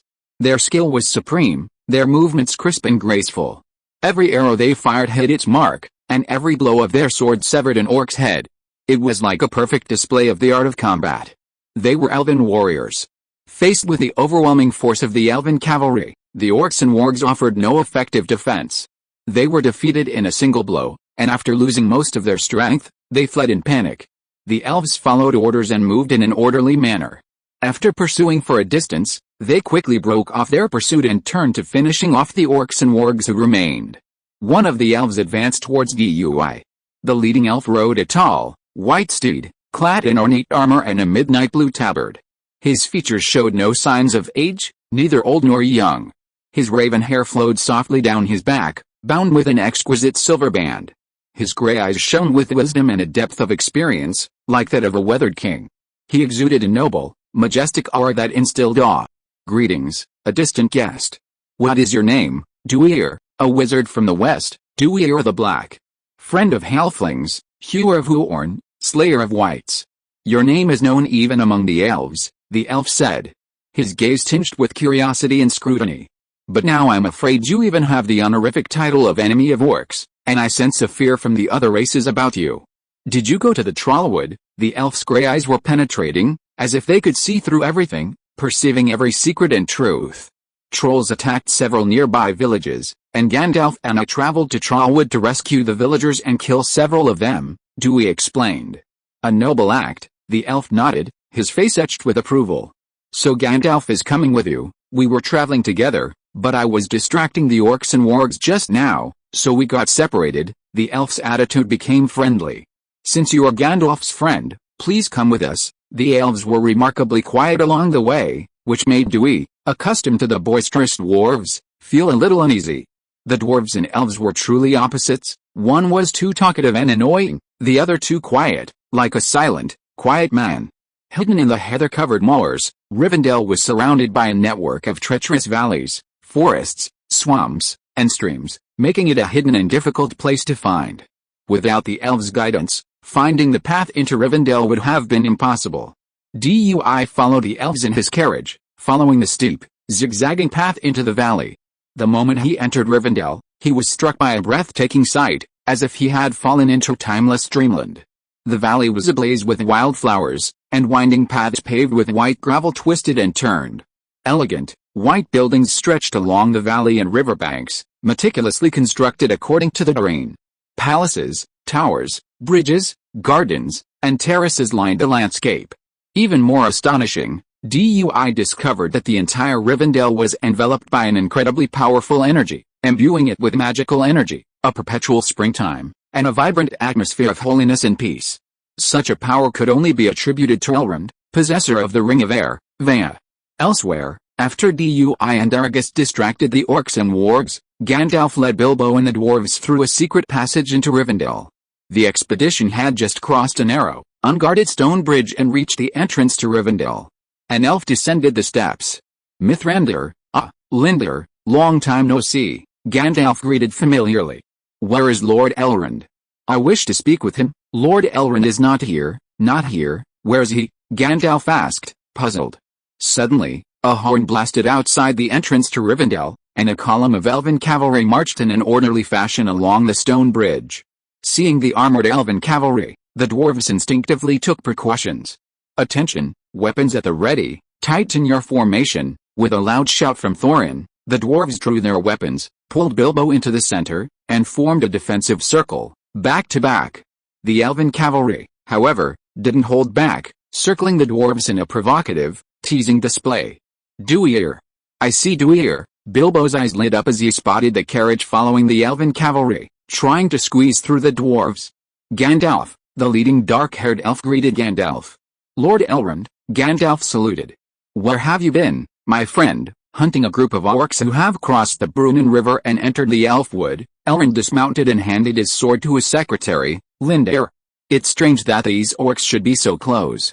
Something, or someone, must have attracted them. Elrond gave the wary dwarves a meaningful look. Then he changed the subject. By the way, while we were hunting the orcs, we met one of your companions and invited him. He pointed to Dewey, who had followed the elves. Chapter 63 The Origin of the Stinging Sword. As Dewey stepped down from the carriage, an elf offered to help him take care of the horse and carriage. After a thank you, he stepped forward and greeted Gandalf with a smile. Gandalf, glad to see you're alright, Dewey, Gandalf said happily. It seems you're already acquainted with Lord Elrond. I need no introductions. Elrond nodded in praise. Wizard Dewey's magical prowess is extraordinary. When we were hunting orcs, he slew hundreds of orcs and wargs. I doubt it will be long before you're known as the enemy of orcs throughout the wilds of Meriader. Lord Elrond, you're too kind. Dewey quickly declined. He had slain many more orcs than he had, and the orc spirits of the elf lord before him were countless. He couldn't bear the name of enemy of orcs. After exchanging pleasantries with Gandalf and Dewey, Elrond looked at Thorin and spoke politely. Welcome, Thorin, son of Thrain. We should have never met, Thorin questioned. You move like your grandfather, Elrond explained friendly. I knew Thor when he was king under the mountain. Really? He never mentioned you, Thorin said, his tone less than friendly, more sarcastic. Gandalf rolled his eyes. Dewey was speechless. Thorin's words were truly offensive, as always. Elrond, a man of good character, ignored Thorin's attitude and turned to command in Elvish. Light the fire, prepare the wine, and entertain our guests. What is he talking about? Is he speaking ill of us? The dwarf Glóin was furious, ready to charge, and the other dwarves were also ready to fight. No, Glóin, he is inviting you to feast, Gandalf explained tiredly. The dwarves, half believing and half believing, gathered together and whispered, wondering if this was a banquet. After the discussion, Gloin said matter-of-factly, "In that case, lead the way." At the banquet, Elrond, Gandalf, Dewey, and Thorin sat at one table, while the other dwarves and Bilbo sat at another. Dewey looked at the table filled with green food, devoid of any hint of meat. Looking across at the dwarves across from him, who had nowhere to eat, he felt a wave of frustration. It seemed the elves weren't without temper. Did they immediately retaliate? Only, he'd been implicated. Aside from Thorin's silence, the atmosphere at Dewey's table was generally pleasant. However, at Bilbo's table, the scene was quite different. Keeley, the youngest dwarf, stared intently at the harp-playing elf and flirted with him. It turned out to be a male elf, which immediately drew laughter from his companions. The noise even caught the attention of Elrond and the others at the head table. Midway through the feast, Gandalf recounted his and Dewey's hunt for the trolls and handed Elrond his sword, questioning its origin. Elrond recognized it immediately. "This is Glamdring, the hammer of foes. It was the sword of Turgon, king of Gondolin, forged in the First Age for the war against the orcs. I never expected you to come across it." "You must be lucky." "It wasn't my luck," Gandalf explained with a bright smile, shaking his head. "It's a gift. Dewey found it and gave it to me." Elrond looked at Dewey in surprise, then his gaze warmed. He nodded. "This is a precious friendship." Feeling a little embarrassed by what they said, Dewey looked away. Elrond then examined Thorin's beast and wished him good use. Bilbo, watching from below, he hesitantly picked up his own short sword. Balin, the dwarf nearby, observing this, scoffed, "Forget it. Swords are only named after their achievements in battle. I'd say yours isn't even a sword, it's a letter opener at best." Bilbo, somewhat disappointed, sheathed his dagger. However, Dewey, who had just witnessed this, spoke immediately. "Bilbo, bring me your elven sword. Lord Elrond might know its origins." That's not necessary." Bilbo hesitated, feeling unsure about the dagger. After all, compared to the Strixhaven and Beastbite, both exquisitely forged and inlaid with gems, the dagger seemed rather unremarkable, lacking any ornamentation. However, Elrond, drawn to Dewey's words, glanced at Bilbo. "Since you have an elven sword, could you show it to me?" Bilbo, feeling somewhat awkward under the scrutiny, stood up, held his own dagger before Elrond. Seeing it was a dagger, Elrond curiously pulled it from its scabbard, examined it closely, and then revealed a look of surprise. Seeing this, everyone became curious. Could this dagger truly have a history? "Lord Elrond, do you know the origins of this sword?" Gandalf asked. Elrond's eyes were complex, and he nodded. "This sword, or rather this dagger, is indeed of great ancestry, for it once belonged to Glorfindel, Lord of the Golden Flower of Gondolin." "You mean this dagger, the one that slew the Balrog?" Gandalf was surprised. Elrond nodded, then explained the dagger's origins. Glorfindel was a noble of the Noldor Elves, Lord of the Golden Flower, one of the 12 houses of Gondolin. In the year 510 of the First Age, Gondolin was attacked by Morgoth. The enemy laid a massive net, sending a vast army of dragons, Balrogs, wolves, and orcs. Gondolin fell, and only a handful of residents managed to escape. Passing through a place called the Eagle's Cleft, they were ambushed by orcs and Balrogs. Glorfindel fought a Balrog alone, allowing the others to escape. Struggling with a Balrog, he was dragged down a cliff by its flaming whip. As he fell, he stabbed the Balrog in the stomach with his dagger, killing him and perishing on the cliffside. Bilbo's dagger was the same dagger Glorfindel had used to slay the Balrog. Everyone was astonished to learn of this, and their gaze upon Bilbo's dagger changed. Dewey was also amazed. He hadn't expected Bilbo's sting to have such a remarkable origin. Even more intriguing, Glorfindel, the dagger's former owner, now resided in Rivendell and was one of its most powerful elves. Indeed, Glorfindel was not dead. Or rather, he had been reborn. After Glorfindel slew the Balrog, he himself perished. However, he was blessed with divine favor and soon reborn. He, along with the 5 wizards, was sent to Middle-earth to aid Gil-galad and Elrond, High King of the Noldor, in their fight against Sauron's growing power. Now, an interesting situation arises. The dagger's previous and current owners are both in Rivendell. Should it be returned to its original owner, Glorfindel, or remain with its current owner, Bilbo? Even Elrond was troubled by the question, and ultimately decided to seek Glorfindel's advice. Chapter 64, Book of Spells. Glorfindel stood tall and straight, his features handsome, his features dazzling golden hair, his eyes bright and sharp, his voice melodious, his brow brimming with wisdom, his demeanor noble and elegant, more like a learned elven sage than a warrior. A high elf born in the age of the two trees, bathed in their light, he radiated an angelic aura of holiness. Living in seclusion in Rivendell, he rarely encountered visitors, mostly confined to his library or his palace. Now, upon hearing of the reappearance of his once-lost dagger, the elf made one of his rare appearances. "Elrond, Mistrandir, it has been a long time since we last met," Glorfindel greeted Elrond and Gandalf gracefully, his voice melodious and melodious.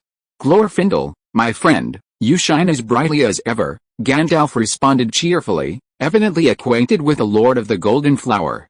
Everyone was struck by the radiance of the reborn elf, even the dwarves fell silent. Dewey also gazed at Glorfindel in amazement. This elf wasn't mentioned much in the novels, but after his glorious death in the First Age, he was reborn with strength and power equal to that of the Maiar, making him arguably one of the most powerful elves in Middle-earth. Had he not, like Gandalf and the other Maiar, been forbidden from wielding his immense powers and confined to aiding the forces of Middle-earth against Sauron's dark forces, Sauron might not have been able to thrive for so long. After exchanging pleasantries with Gandalf, Glorfindel turned his gaze to Bilbo, specifically the dagger in his hand. "May I see it?" Of course." Bilbo awkwardly handed the dagger over. Glorfindel took the dagger, his eyes filled with memories and sadness. "I thought it had fallen into the abyss with a Balrog. I never thought I'd see it again one day." Seeing the uneasy hobbit before him, a smile flashed in his eyes, and to the hobbit's astonishment, he returned the dagger.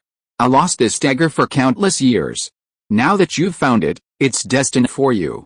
May it be of use to you." "Thank you," Bilbo breathed a sigh of relief. He had thought the dagger would return to its rightful owner, but surprisingly, the original owner had no intention of taking it back. The dagger was a gift from Dewey, and he didn't want to lose it. Glorfindel didn't stay long at the banquet. After seeing the dagger once, he said goodbye and left. Bilbo, however, became the center of attention, commanding everyone's attention. The dagger in his hand was especially powerful. It had slain a Balrog and was the weapon of the renowned Lord of the Golden Flower, Glorfindel. Possessing such a powerful weapon drew envy and admiration from all. Dewey was also happy for Bilbo. But even happier, his system finally responded. "Hogwarts check-in system, locating Rivendell, do you want to check in?" "Check in," Dewey muttered calmly. "Check-in successful. Congratulations on receiving the first edition of the Book of Spells." Before his eyes appeared a thick book of spells, visible only to him. The Book of Spells was written by Miranda Goshawk, author of the Hogwarts Charms textbook, the Standard Book of Spells series. It could be considered the predecessor of the Standard Book of Spells series. The Book of Spells contained the vast majority of spells in the wizarding world, a veritable encyclopedia of spells. It contained not only every commercially available spell in the wizarding world, but also some jinxes. Initially, the book was banned by the Ministry of Magic, who deemed many of the spells dangerous and unsuitable for publication. Consequently, at the Ministry's request, all jinxes and some particularly destructive spells were removed, resulting in the Book of Spells, which has been translated into 72 languages worldwide. Miranda Goshawk's revised edition divided the series into the Standard Book of Spells series for Hogwarts grades 1 through 7. Previously, Dewey's spells, which were more defensive in nature, had limited his ability to defeat enemies with a single blow. Now, the possession of the Book of Spells felt like a godsend, instantly replenishing his needs. He wouldn't have to worry about running out of spells for a long time. If he weren't still at the banquet, he would have been eager to find a quiet place to study the contents of the book. Meanwhile, at the banquet, the dwarves, after indulging in the wine, were revealing their true colors. The dwarves disliked the soothing music played by the elves, resembling funeral music. So, Boffer stood on the table and burst into dwarven songs. The other dwarves applauded and cheered, banging their utensils and even throwing food at each other. The chaotic scene of the demons left the surrounding elves looking at each other in bewilderment. Elrond, at the head of the group, frowned slightly, but his good upbringing prevented him from saying anything. But Gandalf, who had just praised the dwarves for being descendants of Durin and for their noble, refined manners and exceptionally well-educated people, was now embarrassed, looking as if he wished he had known them. Dewey was speechless, wanting nothing more than to end the banquet quickly and learn the contents of the Book of Spells before leaving Rivendell, thereby strengthening himself. After the banquet, Gandalf and Elrond had matters to discuss. The dwarves, drunken and inebriated, remained in the banquet hall, enjoying themselves. Bilbo wanted to explore Rivendell. Dewey found a quiet terrace and seemed to be relaxing, but his eyes and attention were fixed on the book of spells before him. The book contained a vast array of spells, including basic and practical spells, as well as advanced spells like expected warding and untraceable reach. Dewey was naturally most concerned with the offensive spells and curses that had been deliberately omitted by the Ministry of Magic. Among these offensive spells, the Thunderbolt Explosion was a particularly powerful one. It can cause a cursed object to explode violently, with a force equivalent to over 10 kilograms of TNT. Peter Pettigrew in Harry Potter used this spell to blow up an entire street while trying to escape Sirius Black. Other powerful offensive spells include the Sand and Rock spell, the Shattering Curse, and the Arrows Curse. As for curses, from minor ones like the Stinging Curse, the Nail Growing Curse, and the Bone Swelling Curse to more serious ones like the Guts Evisceration Curse and the Extraction Curse, these spells fall under the purview of the dark arts and, if used properly, can also produce remarkable effects. Dewey first selected a spell that interested him, the Patronus Charm. The Patronus Charm is a high-level white magic spell, known as Expecto Patronus. It summons a corporeal animal Patronus, capable of countering dark creatures like Voldemorts and Dementors. While there are no Voldemorts or Dementors in Middle-earth, the Wights and Ringwraiths he had previously encountered are dark creatures. Dark creatures are naturally incompatible with white magic. Dewey believes that if he masters the Patronus Charm, it will be much easier to deal with dark creatures like Wights when he encounters them. Chapter 65 Twin Elves. He carefully read the theory behind the Patronus Charm, and once he had a good grasp of it, he began to practice. Expecto Patronus, he strained to recall happy memories, waving his wand. A silver mist erupted from the tip of his wand, but it remained a single cloud, unable to take shape. Distracted, it quickly dissipated. Undeterred, Dewey chanted the spell again. This time, the mist grew larger and larger, converging into a dazzling ball of silver light, like a cocoon of light, as if something was brewing within. Perhaps Dewey didn't have enough happy memories, though, as the physical form of the Patronus remained elusive. Dewey withdrew the spell, paused, and pondered. He thought he had conjured every happy memory he could think of, yet the Patronus remained elusive, leaving him perplexed. Could the Patronus Charm require something more than happy memories? Patronus Charm, protect. Dewey's eyes lit up. The Patronus Charm contained the word protect, so casting it must require not only happy memories but also a firm will to protect. However, the book only mentioned that the spell required recalling happy memories, which had led him to overlook this simple question. Finding his inspiration, Dewey cast the Patronus Charm again without hesitation. Expectantly, many happy memories flashed through his mind, from past lives and this one.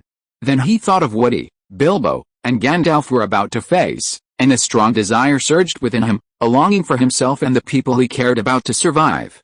Silver mist gushed from his wand, growing in volume until Dewey's surroundings were enveloped in a blanket of white. Eventually, the mist coalesced into a large, silvery white bird, flapping its wings and circling around Dewey, radiating positive energy and filling those around it with a sense of hope and joy. Is this an owl? Dewey looked at his Patronus in surprise. Its large eyes and distinctive ear-shaped feathers perfectly resembled an owl. As Dewey reached out, the owl Patronus flew down and landed on his arm, weightless, nuzzling his face affectionately, appearing incredibly lively and agile. Such exquisite magic, a voice called from behind Dewey. Dewey turned to see two young elves approaching. They were handsome and identical, with the same raven hair. Aside from the gold and silver headbands, they were practically indistinguishable. The two elves gazed at the silver-white, translucent owl in Dewey's hand with admiration and amazement. Guests from afar, we are the sons of Elrond, the elf with a gold headband said. I am Elrond, this is my brother Eladin. Eladin, wearing the silver headband, nodded politely. These were Elrond's twins? The only twin brothers among the elves? Dewey hadn't expected to see them so soon, and he nodded in greeting. Greetings, both of you. I am the Wizard Dwyer, of Witherdop. I have long heard of your renown, Wizard Dwyer the Black, Elrond said with a smile. Tales of your deeds have spread across the wastes. You are the feller of Huorn's trees, the slayer of the Barrow Wights, the slayer of ogres, the enemy of the orcs, and you restored the once destroyed Tower of Amonsul to Witherdop overnight. Such feats are known even among us elves. The rumors are exaggerated. Dwyer smiled helplessly. There is no need to be so modest, Wizard Dwyer, Elrahir said with a look of disapproval, his blue eyes penetrating.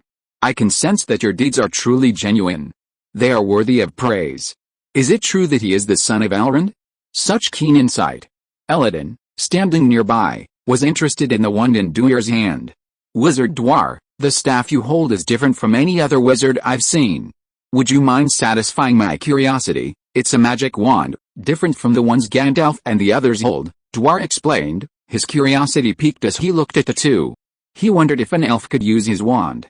As far as he knew, while elves were a magical race, their magic was primarily manifested in the creation of magical items like the Silmarils, the Three Rings, and elven swords like Smiter, Beastbite, and Bilbo's dagger. High elves like Elrond and Galadriel, experienced and enduring, possessing immense power and a profound understanding of magic, could cast powerful spells. Most elves, however, were unable to cast spells directly like wizards, instead choosing to fight with weapons like swords and bows. In other words, elven magic was more manifested in their superior physical prowess, a deeper understanding of the world and nature, and a deep insight into the nature of all things. Curious, Dewey handed his wand to Elladan and taught him a simple spell. Loomis, Elladan waved his wand and whispered the incantation. As the three watched, a faint white light emanated from the tip of the wand. The faint glow, seemingly insignificant, instantly widened their eyes. I did it, Elladan declared excitedly. As young elves, they had little experience and a deep understanding of the world and nature. Naturally, they couldn't possess the powerful power of summoning the flood like their father, Elrond. Successfully casting a spell for the first time was an extraordinary experience for him. Elrahir then tried his hand at the wand and also succeeded in making the tip of the wand glow. What a wonderful experience, it's a pity this wand seems to resist us, making it difficult to cast the spell, Elrahir said reluctantly, returning the wand to Dewey. Dewey was no less surprised than the two others. He hadn't expected the two elves to actually use his wand to cast a spell. This meant that if given the appropriate wands, these elves could cast spells. Perhaps even transforming from warriors into wizards. At this thought, Dewey conjured a picture. On the battlefield, the elves wielded their wands in unison, chanting spells like Expelliarmus and Petrify All, crushing the orc army. Dewey shook his head, unable to think any further. This scene was truly bizarre, not at all in keeping with Middle-earth. On another terrace in the distance, Elrond and Gandalf had also watched the entire process. How do you feel, Lord Elrond? Gandalf asked with a grin. Did my companion bring you any surprises? A very big surprise indeed. Elrond took a breath, gazing at the distant figure in admiration. It seems I need to have a formal conversation with this young wizard. Chapter 66, Making Wands for Elves. Invited by Elrond's secretary, Lindar, Dwyer arrived at Elrond's palace along with Elrahir and Elladan. Gandalf was also present. Father, the two elf brothers bowed to Elrond. Seeing his twins, Elrond nodded, his eyes filled with affection. He and his wife, Celebrian, had 2 sons and a daughter. His wife had been ambushed and abducted by orcs in the Radorn Pass in the Misty Mountains while on her way to visit her parents in Lothlorien, suffering both physical and mental torture. It was the twins who, having ventured deep into the orcs' lair in the Misty Mountains, rescued their mother, Celebrian. However, her spirit and soul were deeply wounded, and she was forced to sail west across the sea to Valinor, the Undying Land, hoping to heal her wounds. His youngest daughter, Arwen, was cared for by her parents-in-law, Celeborn and Galadriel, and lived in Lothlorien. Therefore, only the twins remained with him. Lord Elrond, what may I do for you? Dewey asked doubtfully after greeting him. Wizard Dewey, may I see your wand? Hearing this request, Dewey looked at Gandalf beside him with a puzzled expression. Gandalf smiled and nodded. Dewey, without hesitation, handed the wand over. Elrond took the wand and examined it carefully, his expression growing in astonishment. What a remarkable invention! Combining enchanted wood with magical substances, a simple combination that produces extraordinary magical effects. If I'm not mistaken, the wand is made from the Willow of Huorn. As for the core, it's made from a strand of Goldberry, the River Maiden, and a strand of Tom Bombadil's beard, Dewey explained. Elrond suddenly understood, grasped the wand with interest, and waved it gently and gracefully. The waterfall outside the palace was whipped up by a gust of wind, condensing into a towering water horse. It rushed into the palace, galloping wildly, bringing a breath of cool air with it. Then it rushed out again, leaping high, and plunged into the river valley below. "Very good," Elrond commented with satisfaction. "While your wand doesn't greatly increase power, it is an excellent tool for channeling magical energy. Even an underage elf can use it to perform effective magic." He returned the wand to Dui. "Wizard Dui, would you be willing to make a wand for us?" "Of course. As a condition of the deal, we promise to give you a satisfactory reward." This, Dui hesitated. He glanced at Gandalf, who remained silent. "Lord Elrond, I am very willing to make wands for the elves. However, making a wand is time-consuming, and I am currently on an expedition with my companions. I'm afraid I don't have the spare time to do so." This wasn't a shirking of responsibility. After all, he hadn't even fulfilled his promise to Gandalf. The vinewood shaft of Gandalf's staff had been carved, but the remaining core remained elusive. Previously, while in the Trollwood, he had attempted to make a wand from troll nerves, but the result was a poor match for Gandalf, and he had to abandon it. Upon hearing Dewey's response, Elrond waved his hand. "Time is of no concern to us. We can wait until you've completed this expedition. Years, decades, even centuries." Dewey was surprised, having forgotten that these elves were immortal. He quickly waved his hand. "It won't take that long. After this mission, I can agree to make wands for Rivendell. However, wand making is a complex process. I wonder how many wands you'll need?" "More than that, I'm afraid." Upon hearing Dewey's agreement, Elrond smiled. "Don't worry, Wizard Dewey. Simply make wands for my two sons." Dewey breathed a sigh of relief. "That will do, but you'll need to prepare the magic wood and other materials for the wands yourselves." "I'll only be making the wands," Elrond readily agreed, then asked, "Wizard Dwar, you've helped us. What are your needs?" Before Dwar could reply, Gandalf winked at him, coughed, and spoke first. "Lord Elrond, Dwar desires a wand, but the magic gem for it is still missing. Do you have any information on it?" Dwar opened his mouth, not expecting Gandalf to ask so much. His face flushed, worried that Elrond would think it was his idea. Magic gems were so precious that even if he crafted 1,000 wands for Rivendell, they wouldn't be worth the value. And now he was only making 2 wands for the elves. To Dwar's relief, Elrond didn't think the deal was unfair, nor did he get angry. Instead, he shook his head. "Unfortunately, Rivendell doesn't collect gems, so the magical gems you seek aren't here. However, I remember Lady Galadriel in Lothlorien has a collection of several precious gems. I will contact Lady Galadriel and convey your request to her. As for whether she will grant it, I can't guarantee it." He then turned his gaze to Gandalf. "But considering what you said, Gandalf, and your relationship with Lady Galadriel, there should be a good chance of obtaining the magical gems." Gandalf nodded, offering to help. After discussing the wand, Elrond turned the conversation to the dwarves. Although Thorin and the dwarves tried to conceal the purpose of their expedition, they couldn't hide it from Elrond, who had experienced countless years. Gandalf had no intention of concealing the truth from Elrond, and sent for Thorin to hand over the map to Elrond for deciphering. "Our affairs have nothing to do with the elves." Even at this point, Thorin still refused to show Elrond the map, remaining hostile and distrustful of the elves. Gandalf was angered by this. "Oh my goodness, Thorin, put aside your dwarven stubbornness and show Lord Elrond the map. This is a legacy of my people, and I must protect it, including the secrets within it." Thorin stubbornly refused. "Don't use your dwarven stubbornness with me again. Your pride will only bring you harm one day," Gandalf said firmly. "The man before you is one of the few in Middle-earth who can read that map.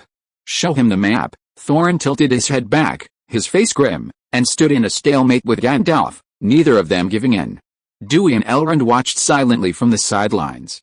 Finally, Thorin lowered his head, pulled the map from his bosom, and handed it to Elrond. Elrond ignored Thorin's attitude and took the map and examined it carefully. Chapter 67 Galadriel. As one of the wisest elves in Middle-earth, deciphering the map's message was easy for Elrond. He immediately recognized the inscriptions as the ancient code word of the dwarves, the moon words, and knew how to decipher them. The moon words can only be seen by moonlight, and the waxing and waning phases of the moon must coincide with the day they were written, Elrond explained. These words were written on a midsummer night, under the light of a sickle crescent moon, nearly 200 years ago. "Your visit to Rivendell seems destined," Elrond said, looking at Thorin. "Fate favors you, Thorin Oakenshield, for it is the same moonlight that shines down tonight." Elrond led the group to a crystal platform and placed the map upon it. The moonlight refracted, revealing the moonwards. Stand by the grey rock as the thrush drums, the sun sinks, and the last ray of Durnsday strikes the keyhole. Upon hearing the message deciphered and translated by Elrond, Thorin lost all his pride and frowned as he pondered the map's message. The map's message was clear: they needed to reach the Lonely Mountain on Durnsday, then use the key to unlock the entrance and enter the mountain's interior. When the last ray of Durnsday struck the keyhole, having learned the method for entering the Lonely Mountain, Thorin was eager to set out, determined to reach the Lonely Mountain before Durnsday. However, Gandalf insisted on staying in Rivendell for a few more days. He had summoned the members of the White Council to discuss a response to the Witch King's appearance in Angmar and the appearance of the Necromancer in Dol Guldur. Thorin was deeply displeased.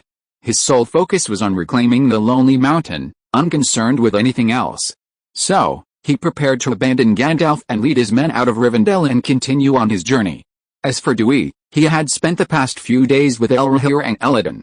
Guided by these two elven brothers, he visited gardens, libraries, forges, and even met the future King Elisir, Aragorn. However, Aragorn was only a child of about 10 at the time, not even named Estel, but the elven name meaning hope, raised by Elrond. Seeing the child so close to Elrohir and Elladan, Dewey couldn't help but think of their sister Arwen, who lived far away in Lothlorien.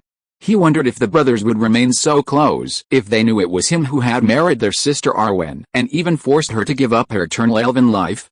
With the White Council meeting about to begin, Dewey thought he would leave with the dwarves, but Gandalf approached him first, offering to take him to the meeting. Gandalf, isn't this a bit inappropriate? After all, he wasn't a member of the White Council, so why would he attend the meeting? Gandalf shook his head. Your presence is essential for this meeting, and there are certain things that require your testimony together, for greater persuasion. Seeing Gandalf's insistence, Dewey no longer refused. He had longed to meet the members of the White Council. After all, each of them was a prominent figure, and a gathering like this was a rare opportunity. On a moonlit night, in a garden at the highest point of Rivendell, Dewey followed Gandalf to the stone pavilion. He immediately beheld a tall, incredibly beautiful elf standing in the moonlight, a hazy glow emanating from her demeanor regal and elegant. She was clad in a magnificent white robe, her long, bright golden hair shimmering with silver light cascading down like a waterfall. Her eyes were bright and deep, radiating wisdom and mystery, as if they could see into people's hearts. Mithrandir, seeing Gandalf, a smile crossed her face, and the surroundings seemed to brighten. Countless years have passed, Lady Galadriel. Gandalf nodded, praising her. Time may have changed me, but it cannot change the Lady of Lorien. Lady Galadriel's smile deepened, her beauty more dazzling than the moon. Dewey was also struck by Galadriel's beauty. She was the most beautiful elf he had ever seen, surpassing human understanding of beauty. Every frown and smile held an incomparable allure. But seeing Galadriel's smile blossom at Gandalf's praise, if he hadn't known she was married, he would have suspected their relationship. But just as he thought this, the elf lady across from him, as if sensing something, turned her gaze to Dewey. Meeting those eyes that seemed to see through people's hearts, Dewey's heart skipped a beat. He quickly cleared his mind and bowed to avoid the penetrating gaze. Gandalf, standing by, took the initiative to introduce Dewey. Lady Galadriel, this is my companion Dewey, the Black Wizard. His magical talent and attainments are unmatched by me. Greetings, Lady Galadriel. May the light of the stars shine forever upon you. Dewey saluted solemnly again. Black Wizard, Galadriel looked at him curiously and inquiringly. Young wizard, why dare you not look me in the eye? A voice suddenly echoed in Dewey's mind. Galadriel, on the other side, remained silent, her eyes revealing something profound. Is there a secret you wish me to conceal? Telepathy? Dewey was momentarily startled. Confirming she was speaking telepathically, he quickly tried to think. Of course not, Lady Galadriel. I simply cannot gaze into your beautiful eyes. They are like the star of Arendelle, the most dazzling in the heavens, blinding. Could he have said that he had just been discussing her relationship with Gandalf and was afraid she would notice? Then she raised her head and looked directly at him, trying to make her expression more sincere. Across from her, Galadriel's smile widened, as if pleased by Dewey's praise. Cunning young wizard, you have a silver tongue. Galadriel seemed to have had enough of teasing Dewey, and stopped talking telepathically in his mind. Young wizard, when you have completed this journey, you are welcome to visit Lorien. Then, as Dewey stared in astonishment, She extended a slender hand toward him, opening her palm to reveal a radiant emerald green gem. What is this? This is the Elixir gem, also known as the Elven gem. It contains the sun's light and can be used as the core of a staff. It is truly too precious. Dewey hesitated to accept it. He could sense the powerful magic within the gem. If used to craft a staff, it would surely create a formidable one. He also remembered that this gem had been given by Galadriel to Aragorn as a dowry for Arwen and a gift for Aragorn's coronation. They've just met, and she's already giving him such a precious magic gem? Even for the sake of Elrond and Gandalf, it wouldn't be necessary, right? After all, he saw that both Gandalf and Elrond were surprised. They obviously didn't expect Galadriel to give him this gem. Take it. Galadriel's voice was gentle, but with an irresistible power. When Dewey came to his senses, the gem was already in his palm, emitting a power as warm as the sun. But I also have a condition, Galadriel said. What condition? Dewey looked up immediately. Hearing the request, he felt a little relieved. I need you to make a wand for Arwen. Chapter 68 White Society. What kind of request was that? Dewey was speechless. A wand in exchange for an elven gem. What difference did that make from giving it away for free? Then, as Dewey stared in astonishment, Galadriel gently cut through the hair, and a strand of bright, silvery gold hair fell into her hand. Elrond told me the ingredients needed for wands. These will serve as cores for Arwen and the others' wands. Dewey took the strand, feeling stars twinkle in his hands. Truly worthy of being the hair that even Fëanor, the forger of the Silmarils, had requested. As a light elf, bathed in the light of the two trees and the most powerful of the elves in Middle-earth, even a few strands held extraordinary power. Dewey was both amazed and delighted. The strands contained 5 strands. 3 could be used to craft the wands of Elrond, Elladan, and Arwen. Of the remaining 2, 1 could be used to test whether it could be used for Gandalf's wand. But the remaining 1 was a gift. He had benefited from Arwen and the others, receiving an honor not even granted to Fëanor, the forger of the Silmarils. Dewey plucked a nearby leaf and transfigured it into a fine silk handkerchief. He carefully wrapped the strand of hair, tucked it into his bosom, and solemnly assured Galadriel. Don't worry, my lady. I will craft a powerful wand for Her Highness Arwen and the others. Galadriel smiled. But even in such a beautiful atmosphere, someone always appeared to disrupt it. Gandalf, why did you bring an irrelevant person to such an important occasion? It's becoming increasingly out of character. An old voice, tinged with sarcasm, echoed from a distance. A tall, slightly thin old man in a white robe appeared, staff in hand, his face a cold and majestic expression. Gandalf's expression had briefly changed at the sight of Galadriel's delight, but he forced a smile, turning to nod politely. Saruman, long time no see. He then took the initiative to introduce Dewey. This is my friend, the Black Wizard Dewey. He's not an outsider. I brought him to the meeting this time for a reason. A Black Wizard? Saruman interrupted Gandalf, his sharp eyes scanning Dewey before a scornful glare. Gandalf, when did you become acquainted with such a third-rate sorcerer? You've learned a few magical tricks and dare to call yourself a Black Wizard? Gandalf took a deep breath and gave Dewey an apologetic look. Saruman and Gandalf had always been at odds, and Dewey was completely implicated this time. Dewey shook his head slightly at Gandalf, unfazed by Saruman's mockery and disparagement. He stared directly at the white wizard before him, his expression devoid of fear or timidity. Mr. Saruman, my name as a wizard stems from my exploit slaying barrow wights, trolls, and orcs. It was given to me by the people of Eriador. You seem unqualified to judge. He had already foreseen Saruman's fate and was not afraid of offending him. As the only white wizard of the 5 to have voluntarily come to Middle-earth, Saruman possessed the greatest power and status, and was also the leader of the White Council. However, Saruman was both magnanimous and cunning. Upon learning that Círdan the shipwright had given Gandalf the Ring of Fire, Neraya, instead of him, he became extremely jealous of Gandalf and remained at odds with him. He even secretly sought to forge a ring of power surpassing the 3 rings. However, Saruman lacked Sauron's forging skills to create a ring of power. So he instead coveted Sauron's lost One Ring. He even attempted to search for it in the river Andrin, where it had been lost, but ultimately found nothing. While Saruman hadn't yet fallen into darkness and colluded with Sauron, it wasn't long before he would use the Palantir in his possession to collude with Sauron. Therefore, Dewey had no respect for Saruman. Furthermore, Saruman was using him as a scapegoat for his current conflict with Gandalf. Dewey had no intention of submitting to such a situation. Saruman frowned, displeased at Dewey's bold response. But due to his status as the leader of the White Council, he just expelled them coldly. "Leave here, irrelevant people. This is not the place for you, Saruman. I invited Dail," Gandalf said in a deep voice. "He is related to what I said. He is a witness of the Nazgul, and he is also a powerful helper." "Nazgul?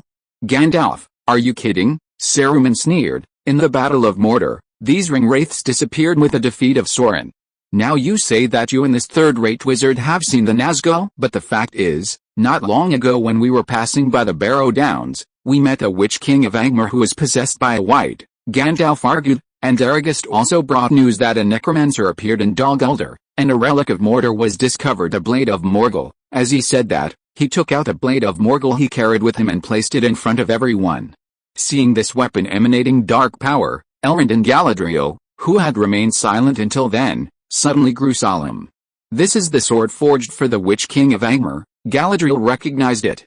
After the fall of Angmar, the men of the north sealed his body and all his belongings in the high hills of Rhuideor, buried beneath the rock, never to see the light of day. Elrond frowned, his face etched in disbelief. "That tomb is sealed with a powerful spell, never to be opened. How did this sword get there?" Their gazes turned to Gandalf. "The seal will not be opened, but what if someone can summon him?" Gandalf said. "You and I both know the master behind him. If that person is willing, he can summon them to his side no matter where they are." "Nonsense," Saruman said angrily. "Sauron has long been defeated, and he can never regain his power. The one ring he relied on was also lost in the Anduin River. Perhaps it has long been washed into the ocean by the river and is nowhere to be found. He can never come back, but the problem is that we have seen the Witch King of Angmar, and his power is still strong. Dewey met him once on the Barrow Downs, and then we encountered an army of wights controlled by him on the East Road. We saw it with our own eyes, and I can't be wrong. This is just your opinion." Saruman was stubborn and glanced at Dewey again, coupled with the words of a third-rate sorcerer who has no credibility. This is not enough to be evidence. After being insulted again and again, Dewey was not without temper. He said, "Since the wizard Saruman thinks this is not enough to prove it, then I have a way to prove that what Gandalf said is true. But I am afraid you will not admit it then." Hearing this, everyone looked at Dewey. Even Gandalf was a little surprised. If you are listening to this novel on a channel other than Fanfic World, it means it was downloaded and re-uploaded without effort. We warmly invite you to visit our channel, Fanfic World. There you will find the original version of this story and many other novels of various genres. We look forward to seeing you dive into a world of incredible novels. Chapter 69, Leaving the Valley. "You? How can you prove it?" Saruman questioned coldly. "I have a spell that can extract memories, whether mine or others." Dewey pressed his wand to his temple, muttering a spell as he recalled the events of that time. A silver thread ripped from his temple, a memory from that time. Once the memory was extracted, he could either insert it into someone else's mind or use a pensieve to examine it. A pensieve was impractical, and the people around him were all powerful figures who would likely not be happy for Dewey to tamper with their memories. However, Dewey had another option. He looked at Galadriel and pleaded, "Lady Galadriel, I've heard that you can create a water mirror that can see into the past and future. Could you create a vessel here that can hold memories, allowing everyone to see what's within?" "As you wish." Galadriel didn't refuse. She picked up a wine jug on the table, strolled to the nearby river, and scooped up a jug of water. When poured onto the table, the clear water seemed imbued with magical energy, radiating as starlight and radiant with crystal clarity, forming a remarkably clear mirror. At Galadriel's signal, Dewey flung the thread of memory wrapped around his wand into the mirror. Memories merged into the water, stirring a ripple. Dewey's past memories surfaced, from his first encounter with the possessed Witch King of Angmar in the Barrow Downs, to the Fellowship's encounter with hundreds of wights on the road, and Gandalf's battle with the possessed Witch King of Angmar. Everyone gathered before the mirror, gazing solemnly at the scene. Even Saruman, stubborn and unwilling to admit the truth, remained silent with a grim expression. After all, the truth was crystal clear. Everyone present, except Dewey, was knowledgeable and powerful, and they could all recognize the Witch King of Angmar. But Saruman clearly refused to admit his mistake. Although we are certain it is the Witch King of Angmar, this does not mean that Sauron has returned. When his finger was cut off by the sword of Narsil, his physical form was destroyed. Only his spirit remains, and he has nothing to fear. and without the One Ring, he will never gain power and pose a threat to Middle-earth again. Elrond and Galadriel remained silent, but stood behind Gandalf, clearly having made their choice. Seeing this, Saruman's jealousy of Gandalf intensified. He was clearly the leader of the White Council, yet now he was isolated and helpless. Let's not talk about the ring wraiths, just the issue of the dwarves. Gandalf, you need to give us an explanation. Saruman seized on another topic, pressing the issue step by step. You always meddle in other people's affairs, seeking trouble even when there's none. We all know what slumbers in the Lonely Mountain, yet you insist on going your own way, trying to awaken the dragon. You're only getting yourself into trouble. I cannot agree with you, Saruman. Gandalf shook his head. The dragon Smaug belongs to neither side. If he allies with the orcs, it will have unforeseen consequences for all the forces in Middle-earth. Only by allowing the dwarves to retake the Lonely Mountain can we contain the dark forces in the far east and prevent their expansion. Just as Gandalf and Saruman were arguing, Elrond's secretary, Lindar, arrived with news. Thorin Oakenshield, the dwarves, and Bilbo had left Rivendell early. Lindar's voice was filled with joy as he spoke of this news. The dwarves had been a real headache for the elves of Rivendell for some time.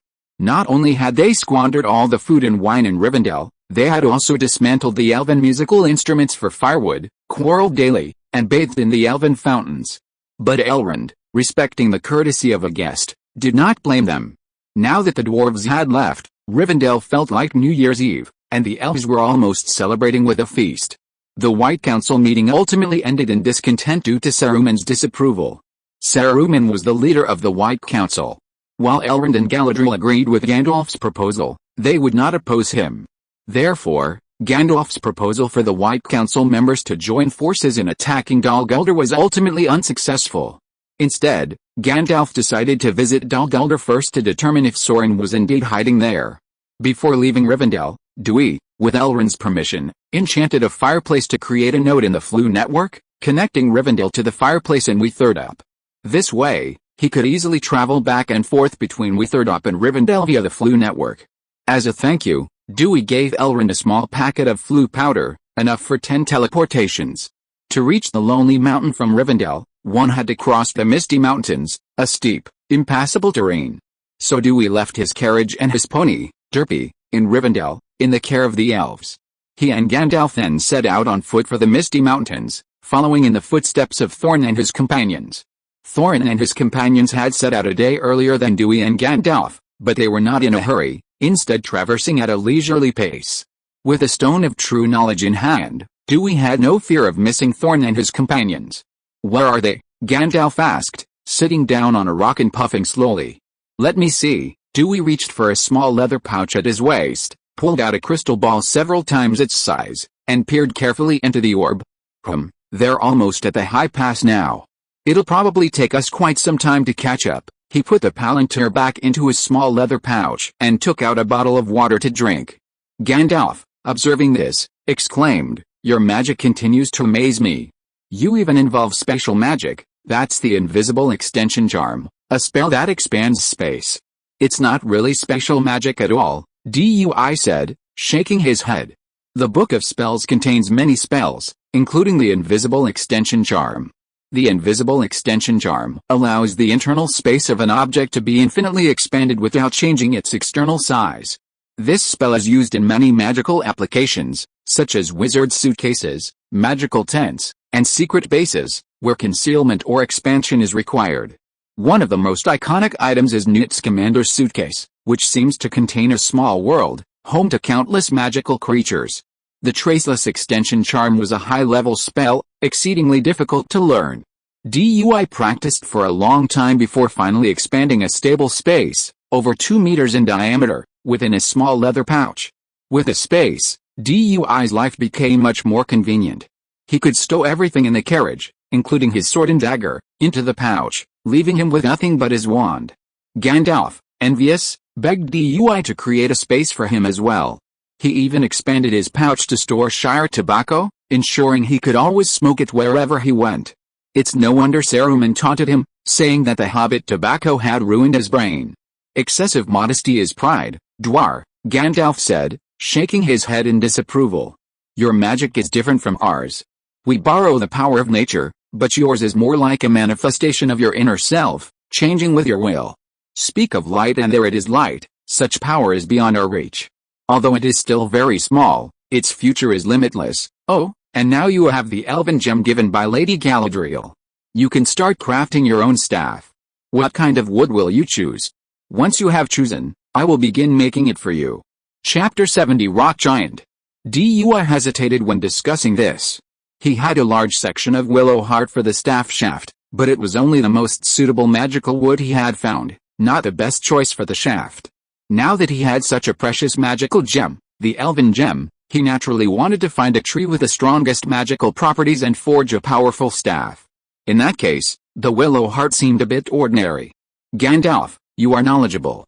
Do you have any recommendations for the material of the staff? Gandalf pondered for a moment and said, as far as I know, the most magical trees in Middle-earth are the Ents. They are tree herders created by the plant goddess Yavanna. Even the Huorn in the Old Forest are controlled by the Ents. Daragus has a good relationship with the Ents of Fangorn Forest. Perhaps we can ask him to help us get a branch of the Ents to make a staff. The next best thing is the Mullen of Lothlorien. It is a sacred tree that grows in the western Holy Land of Valinor. They are descendants of the sacred tree created by the plant goddess Yavanna to imitate the golden tree, one of the two trees, and they contain powerful magical powers. Lady Galadriel once brought seeds of the Mullen tree to Lorien and planted them, which is how the Golden Forest got its reputation. If you want to use the branches of the Mullen tree to make a staff, you must go to Lorien and get Lady Galadriel's permission. There's another tree even harder to find. It's called the White Tree. It's a descendant of the Silver Tree, one of the two trees, and a symbol of both the Nominorians and Gondor. A white tree grows in Minas Tirith, Gondor's holy city in the south, but it's now withered. Hearing Gandalf's words, Dewey began to ponder. Aside from the white tree, which was difficult to find, the other two were possible options. However, the maelstrom of Lorien seemed easier to obtain. After all, Galadriel had invited him to Lorien and had promised to make a wand for Arwen. As for Fangorn Forest, he heard the Ents there were notoriously bad-tempered, especially since he was having trouble with their close relative, Huorn of the Old Wood. He wondered if that would affect him. Well, we'll see. Dewey decided to wait until his trip to the Lonely Mountain was over before considering the matter. Speaking of wands, however, Dewey had also promised to make one for Gandalf. The wand's body was already complete, only the core was missing. Lady Galadriel gifted him 5 strands of hair. These strands, imbued with the magic and radiance of the two trees, possessed incredible power, making them the perfect material for a wand core. 3 of these strands belonged to Elrondor, Elladan, and Arwen. One of the remaining 2 strands was originally intended as a core for Gandalf's wand, but it proved incompatible with him. Just like the elven rings they each wore, Gandalf was of fire, while Galadriel was of water. Their magical powers did not blend. So, Dewey could only smile with regret as he took the remaining 2 strands. Galadriel's hair carried her blessing, imbued with the power to resist darkness and protect the soul. The most terrifying thing about a lord like Sauron is not his destructive power, but his power to corrupt the mind and bring corruption. For example, the 9 ring wraiths were once kings of men, but through Sauron's 9 rings, they were corrupted and ultimately became his most loyal servants. Even a Maya like Gandalf dared not touch the One Ring. With Dewey's current strength and willpower, facing Sauron directly would be a challenge for him. But with Galadriel's hair, he no longer had to worry about his mind being eroded and twisted.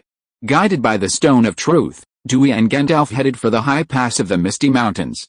Halfway along, they encountered a thunderstorm. Waterproof and moisture-proof, Dewey cast a spell on both himself and Gandalf, ensuring they remained clean even in the torrential downpour. Thank goodness for your magic, Gandalf said with a smile. But Thorin and the others are in trouble. I'm afraid they're soaked to the skin by now. He looked towards the high pass with some concern, observing the raging thunderstorm and the roaring rumbles in the mountains. They say there are stone giants lurking nearby. I hope they don't run into them, or they'll be in grave danger. Gandalf, are you sure you don't have the gift of prophecy? Dewey gave him a cryptic look, then handed him the Stone of Truth, motioning for him to read its contents. Gandalf, sensing a sense of foreboding, glanced quickly into the crystal ball. He saw several rock giants, as tall as mountains, hurling boulders at each other in a playful display, a scene reminiscent of a landslide. Thorin and his companions, like ants, hid in the cracks between the rocks, shivering as they dodged the incoming boulders. Despite this situation, thanks to their protagonist's luck, none of them had been crushed to death. Seeing this, Gandalf could no longer sit still. The rock giants were usually asleep, and even passing people would simply pass as a mountain. But now, unfortunate enough, they had encountered one. Duir, hurry. We must get there before they're crushed. Duir, without delay, cast a spell on Gandalf and his own legs, and with a light, airy swiftness, they sped towards the high pass. Gandalf's ring of fire quenched their fatigue, and the two men moved at a rapid pace, barely pausing for a rest. After running for hours, they finally reached the high pass. Seeing the rock giants up close was even more shocking. Over 1,000 feet tall, taller and larger than the towers atop Withertop, their upper bodies submerged in the clouds. It was these rock giants stirring up the clouds that caused the thunderstorm. Fortunately, these rock giants preferred to remain in the mountains, slumbering for centuries, even millennia, and remaining neutral, taking no part in the conflicts of Middle-earth. Otherwise, the situation would have been catastrophic for all. Armor, countless huge rubble rained down on Dui and Gandalf, but was blocked by a magical barrier. Facing the hurricane of debris, Dui and Gandalf struggled forward. Seeing the rock giants still throwing rocks with such glee, Gandalf raged, "These naughty fellows, they don't care if there's life beneath them, they're always busy playing." He raised his staff and struck it hard, a dazzling burst of light erupting, and a voice like thunder, "Quiet, you mischievous creatures. Stop your games." Attracted by the dazzling light, the rock giants stopped playing, their heads lowered curiously, and looked at Gandalf. "No more rock pelting. Look what you've ruined here," Gandalf scolded harshly, like a schoolmaster. Dui looked up at the rock giants in the sky, then at the imposing Gandalf before him. Dui was intimidated by Gandalf's gesture, but looking at the motionless rock giant above him, he felt something was amiss. He whispered, "Oh, Gandalf. Are you sure this will really work?" "I don't know, I'm just trying," Gandalf said quietly, his posture erect and expression unchanged. "What?" Dui stared at him in disbelief. The next second, the rock giant above him moved. He grabbed the boulder and hurled it at Dui and the others. Chapter 71 Goblin Town. Shatter to pieces, a dazzling spell struck the boulder, shattering it into countless fragments. Dui stood in front, watching the giants in the distance with caution, and shouted, "Gandalf, your method is useless." This only attracted the attention of all the giants. "Things don't always go as planned, right?" Gandalf shrugged innocently. "At least Bilbo and the others are safe, aren't they?" Dur rolled his eyes speechlessly. "You still have the time to joke around now? Why don't you take action? Be careful," Gandalf shouted. Several giants grabbed boulders and hurled them at Dui and Gandalf. The boulders were like meteorites falling from the sky, carrying an incredible force, enough to smash through the mountain and crush them both to dust. Dui, of course, saw it immediately, his face changing color.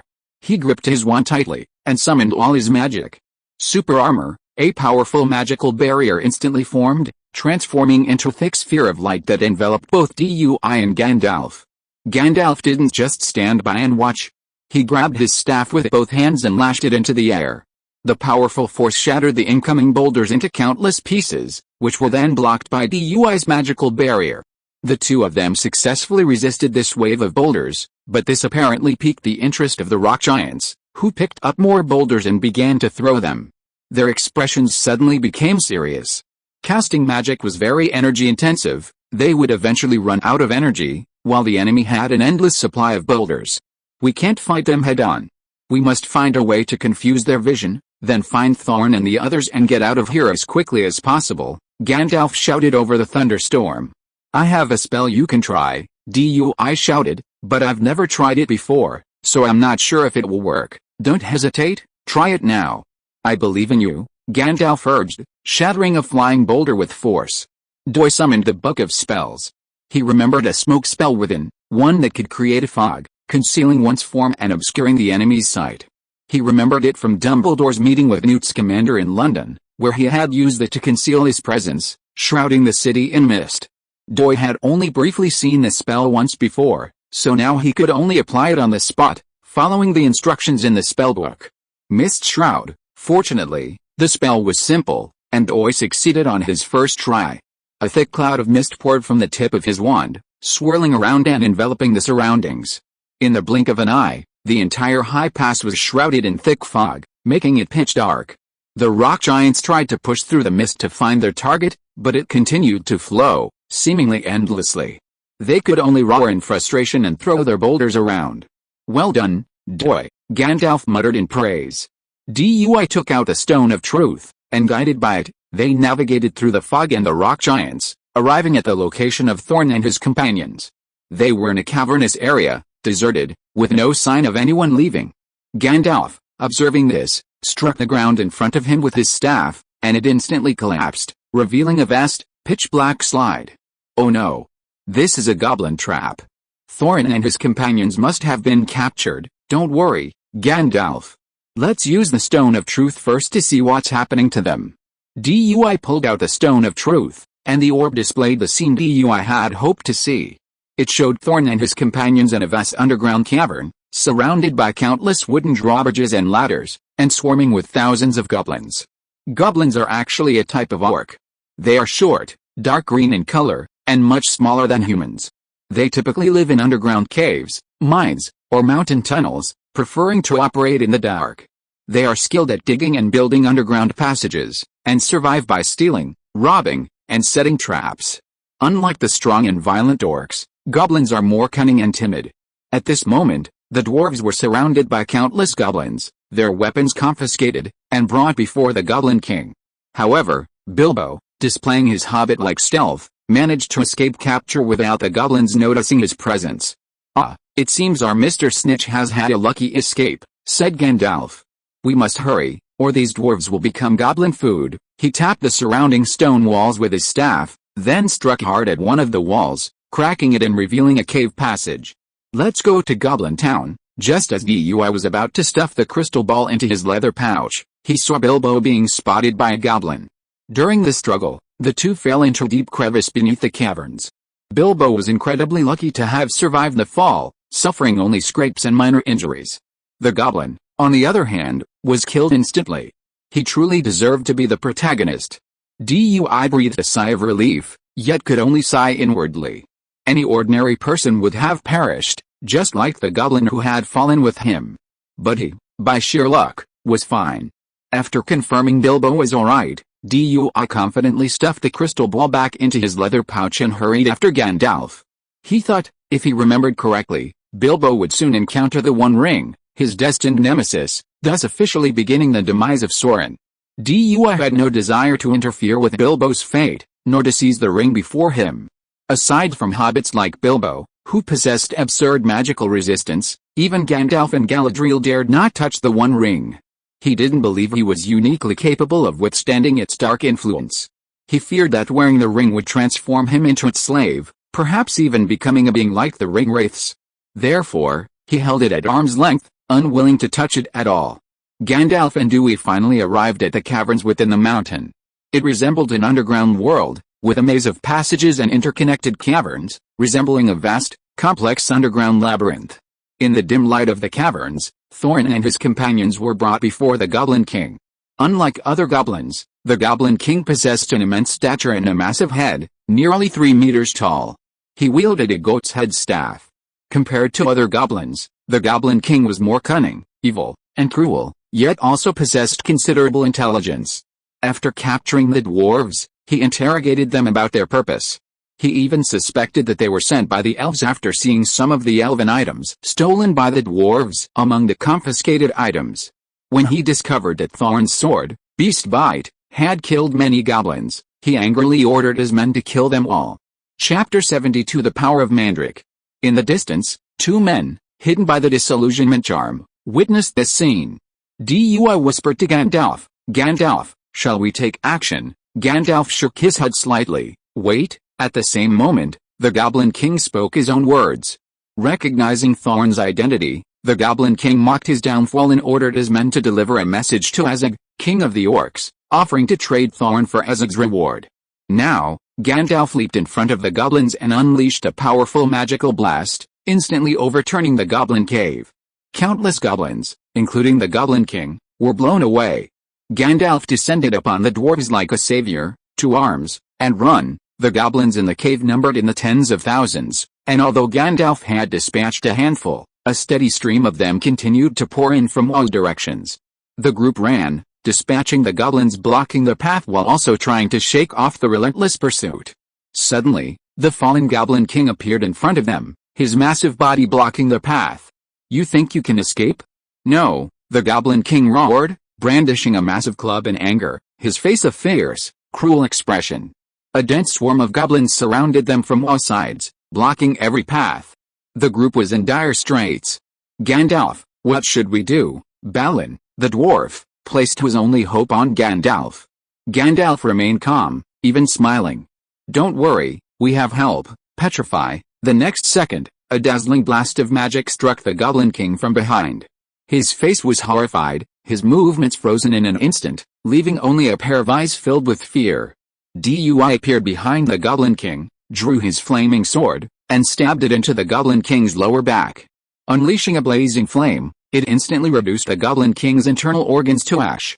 The Goblin King's death was met with a momentary silence among the surrounding goblins, but then a surge of rage followed. "He killed the king. That wizard killed the king. We must avenge the king." All the goblins were terrified, filled with murderous intent and madness, and they attacked Dui and the others in a swarm.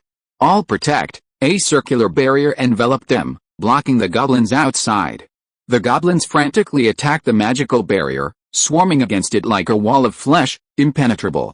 Seeing the goblins unable to break through, everyone breathed a sigh of relief. However, as the goblins grew larger and larger, the dwarves grew worried. "Dui, what should we do now? They can't get in, but we can't get out either." "Don't worry, I have a plan," Dui soothed. He then pulled a pot of mandrake from his leather bag.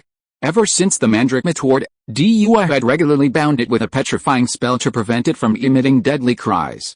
Now, having learned the soundproofing charm from the spellbook, he could finally put it to good use. Dui first cast several layers of soundproofing spells on himself and his companions before removing the petrifying spell from the mandrake. He grasped the mandrake's roots and gripped them forcefully. The mandrake, having harbored such resentment for so long, erupted in fury upon being freed from the spell, twisting its hideous body and emitting a piercing, high-pitched cry. Even those protected by the soundproofing spell heard the piercing sound and covered their ears. The goblins outside, however, were directly struck by the mandrake's cries. Goblins within close range were instantly killed by the deadly sonic assault, while those further away were rendered unconscious. Like dumplings, they fell densely into the abyss below, pulverized into pulp. The goblin cave suddenly fell silent, with not a single goblin standing. Dui waved his wand, sweeping the pile goblin corpses into the abyss. He then cast a petrifying spell on the still crying mandrake, bringing it back to silence. This finally released the soundproofing spell on everyone. "Okay, we're all safe now." The dwarf stared in shock at the goblin corpses scattered everywhere, then looked at the humanoid plant in Dui's hand with awe. The power of this plant was truly terrifying. "Oh my god, what the hell is this?" Its sound killed so many goblins. Balin, the dwarf, was stunned. Its sound was terrifying. I could hear it even through the magic. It was like the voice of a female ghost. I felt light and airy, as if my soul was being drawn out, Philly said with a lingering fear. "I can't imagine what it would be like to actually hear its voice. If you do, you'll end up like those goblins." Balin rolled his eyes at him. "Since this thing's sound is so powerful, why not just throw it at the dragon when we reach the Lonely Mountain and kill it right away?" The youngest dwarf, Keely, excitedly proposed. Upon hearing Keely's idea, the dwarves' eyes lit up, their gazes fixed on the mandrake in Duil's hand. Thorin was even more hopeful. If they could truly defeat the dragon this way, he wouldn't even need to search for the Arkenstone to rally the dwarves, he could simply retake the Lonely Mountain. But then, Gandalf retorted in the opposite direction. He was also amazed at the power of the mandrake's sound, but he shook his head.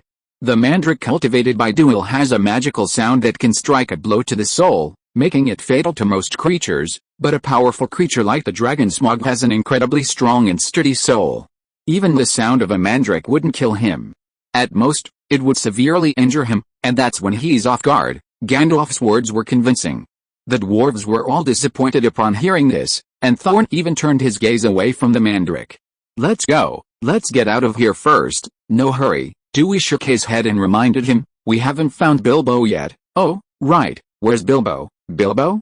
Hasn't he been with us? We haven't seen him since we were captured by the goblins. The dwarves finally realized what was happening and began to chatter. Gandalf frowned. Has anyone seen Bilbo? The dwarves shook their heads.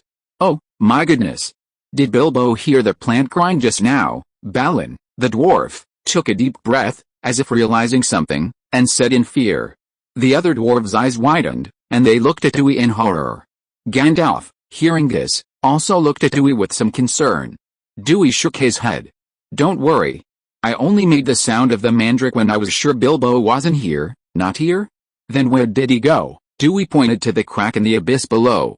I saw him fall from the palantir. Seeing everyone's faces change, he added, don't worry, he's lucky. He didn't get hurt except for a few scrapes. Everyone breathed a sigh of relief. Wizard Doyle, next time, please speak in one breath. It's really scary. I'll try, Doyle replied insincerely. By the way, Doyle, use your palantir to find Bilbo's location. Let's go find him. Doyle pulled out his crystal ball and examined it intently. The others gathered around him. Strange. Why can't I see Bilbo? Doyle frowned, puzzled. The crystal ball showed a scene at the bottom of the abyss, but Bilbo was nowhere to be seen. Chapter 73, How to Cultivate a Basilisk. What's going on? Is this crystal ball broken? The dwarves were also surprised. Gandalf was also puzzled when he saw it. He held out his hand. Dewey, can you show me? Dewey handed the crystal ball over. Gandalf took it, wondering about Bilbo's location. But the crystal ball still displayed the same image as before, with no sign of Bilbo. Is this crystal ball really broken? Has the stone of truth expired? I always say these elf-made things are good-looking but useless, not as solid as those made by us dwarves, the dwarves grumbled. Dewey, however, looked at the crystal ball and suddenly realized, could it be that Bilbo had obtained the One Ring and had become invisible by wearing it? That's why the stone of truth showed his location but not his form. However, he was the only one who knew this, and it was not convenient for Bilbo to reveal his possession of the ring to these dwarves. So, with the same puzzled expression, he put the broken crystal ball into his leather bag. He then suggested that everyone go to the depths of the abyss to find Bilbo. But before that, Dewey had to sign in once more. Shortly after entering the goblin cave, the system had responded, but it was in an emergency and hadn't had time to respond. Now, finally, he could sign in. Hogwarts sign-in system, locating Misty Mountains, Goblin Town. Do you want to sign in? Dewey, filled with anticipation, silently muttered, sign in successful. Congratulations on obtaining the method for breeding a basilisk. A method for breeding a basilisk? Dewey was surprised.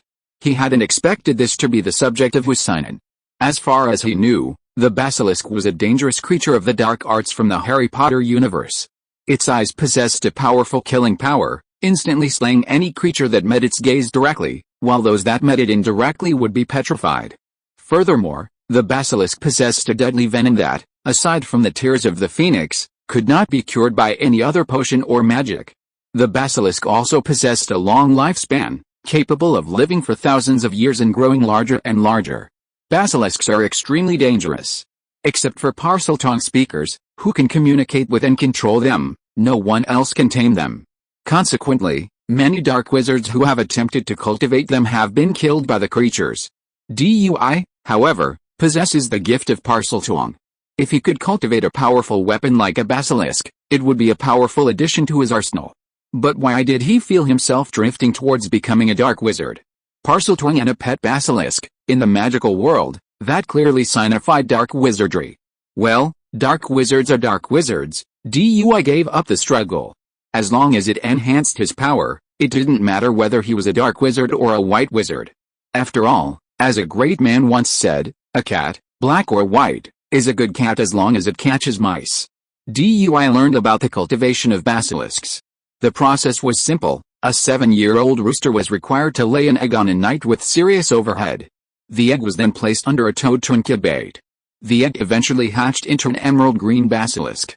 The gender could be determined by the presence of a scarlet feather on its head. Some were male, others female. Of course, a rooster laying eggs is unnatural, even in the magical world. Therefore, a special dark magic ritual, resonating with the stars, can break this natural taboo. On a night when Sirius is in the sky, The star's power is harnessed, and dark magic forcibly alters biological instincts, forcing the rooster to lay a cursed egg, giving birth to a dark creature called the basilisk. Middle-earth also has Sirius, so DUI didn't have to worry about not being able to breed a basilisk. However, a 7-year-old rooster was difficult to find, and Sirius only appears around midnight on January 1st each year. It was already June, and the next Sirius appearance would take another half a year. By then, the Lonely Mountain quest would have been completed. So DUI had to put the basilisk breeding on hold for the time being. The goblins in the cave were either dead or unconscious, posing no threat. Instead of rushing to find Bilbo, they planned to search for treasure in the underground Goblin Kingdom. First, they went to the largest cave, home to the Goblin King, the most likely place for treasure. As expected, once they entered, they found the cavern crammed with gold, silver, jewels, and diamonds, an unprecedented treasure trove. Perhaps, with the exception of the Lonely Mountain, no other treasure had ever been found. Even Thorin, who had seen the Lonely Mountain's treasure before, was stunned by the sight. "Oh my god, we're going to be rich," the dwarf Dwalin exclaimed, his eyes fascinated. "Stop drooling, Dwalin. This treasure is Duer's spoils, not yours," Balin slapped his bald head and warned him grumpily.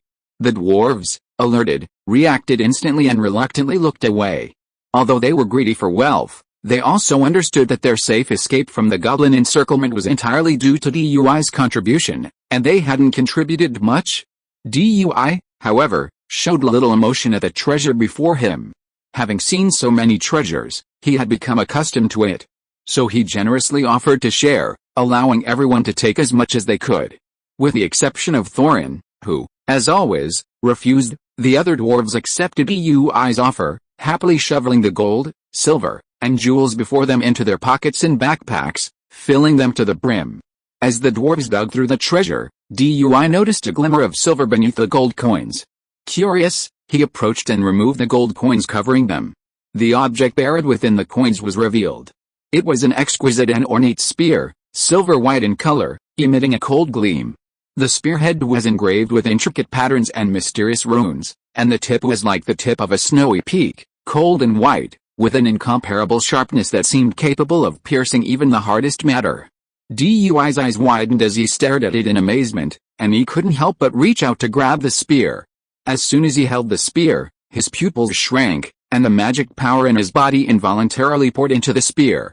The spear burst out with a dazzling cold light, and the spearhead was sharp, containing a terrifying explosive force. DUI couldn't help but poke it at the stone wall of the cave. The spear penetrated directly into the stone wall like piercing tofu. Then a powerful destructive force was released from the spearhead, and the entire stone wall quickly cracked and was about to collapse. Gandalf, who was standing aside, was very surprised when he saw the spear. "DUI, can you show it to me?" DUI noticed the change in Gandalf's expression, handed him the spear, and asked, "Gandalf, do you recognize this spear?" Chapter 74, Divine Spear Eggless. Gandalf took the spear, caressing it carefully and exclaiming in amazement, "Duer, your luck is truly enviable. If I'm not mistaken, this spear has a remarkable origin. It is the Eaglith, the divine spear of Gil-galad, High King of the Noldor. It accompanied Gil-galad in his conquests and even stabbed Sauron in the War of the Last Alliance. However, with Gil-galad's death on the battlefield, the spear disappeared. I never expected to find it today in the Goblin King's hoard." Everyone was astonished by Gandalf's story, their eyes fixed on the silver-white spear. Even the dwarves, who were at odds with the elves, were familiar with Gil-galad's name. As the last High King of the Noldor and founder of the Kingdom of Lindon, Gil-galad, along with Elendil, founder of the Kingdom of Arnor, formed the final alliance between elves and men. Gathering his forces in Rivendell, they crossed the Misty Mountains and marched south along the Anduin River. They defeated Sauron's forces at the Battle of the Fields of Dagorlad and then laid siege to Sauron's headquarters, Barad-dûr. During the siege of Barad-dûr, Sauron was forced to emerge from the Black Tower to confront Gil-galad and Elendil. Ultimately, both Gil-galad and Elendil were slain. Gil-galad's divine spear, Eaglith, disappeared, and Elendil's sword, Narsil, was broken by Sauron. In Sauron's triumph, Elendil's son Isildur picked up the shards of the broken sword and severed Sauron's finger holding the One Ring. Sauron's body vanished, and Sauron was ultimately defeated. DUI, upon receiving the divine spear, was astonished, He had not imagined its origins. As the weapon of Gil-galad, High King of the Noldor, Eglith embodied the painstaking efforts of countless elven craftsmen, embodying the highest level of elven skill in a truly divine weapon. The divine spear, Egress, was nearly 2 meters long, forged from an unknown material. It was incredibly hard and sharp, yet incredibly light. Dui could wield it with a single hand. Use it wisely.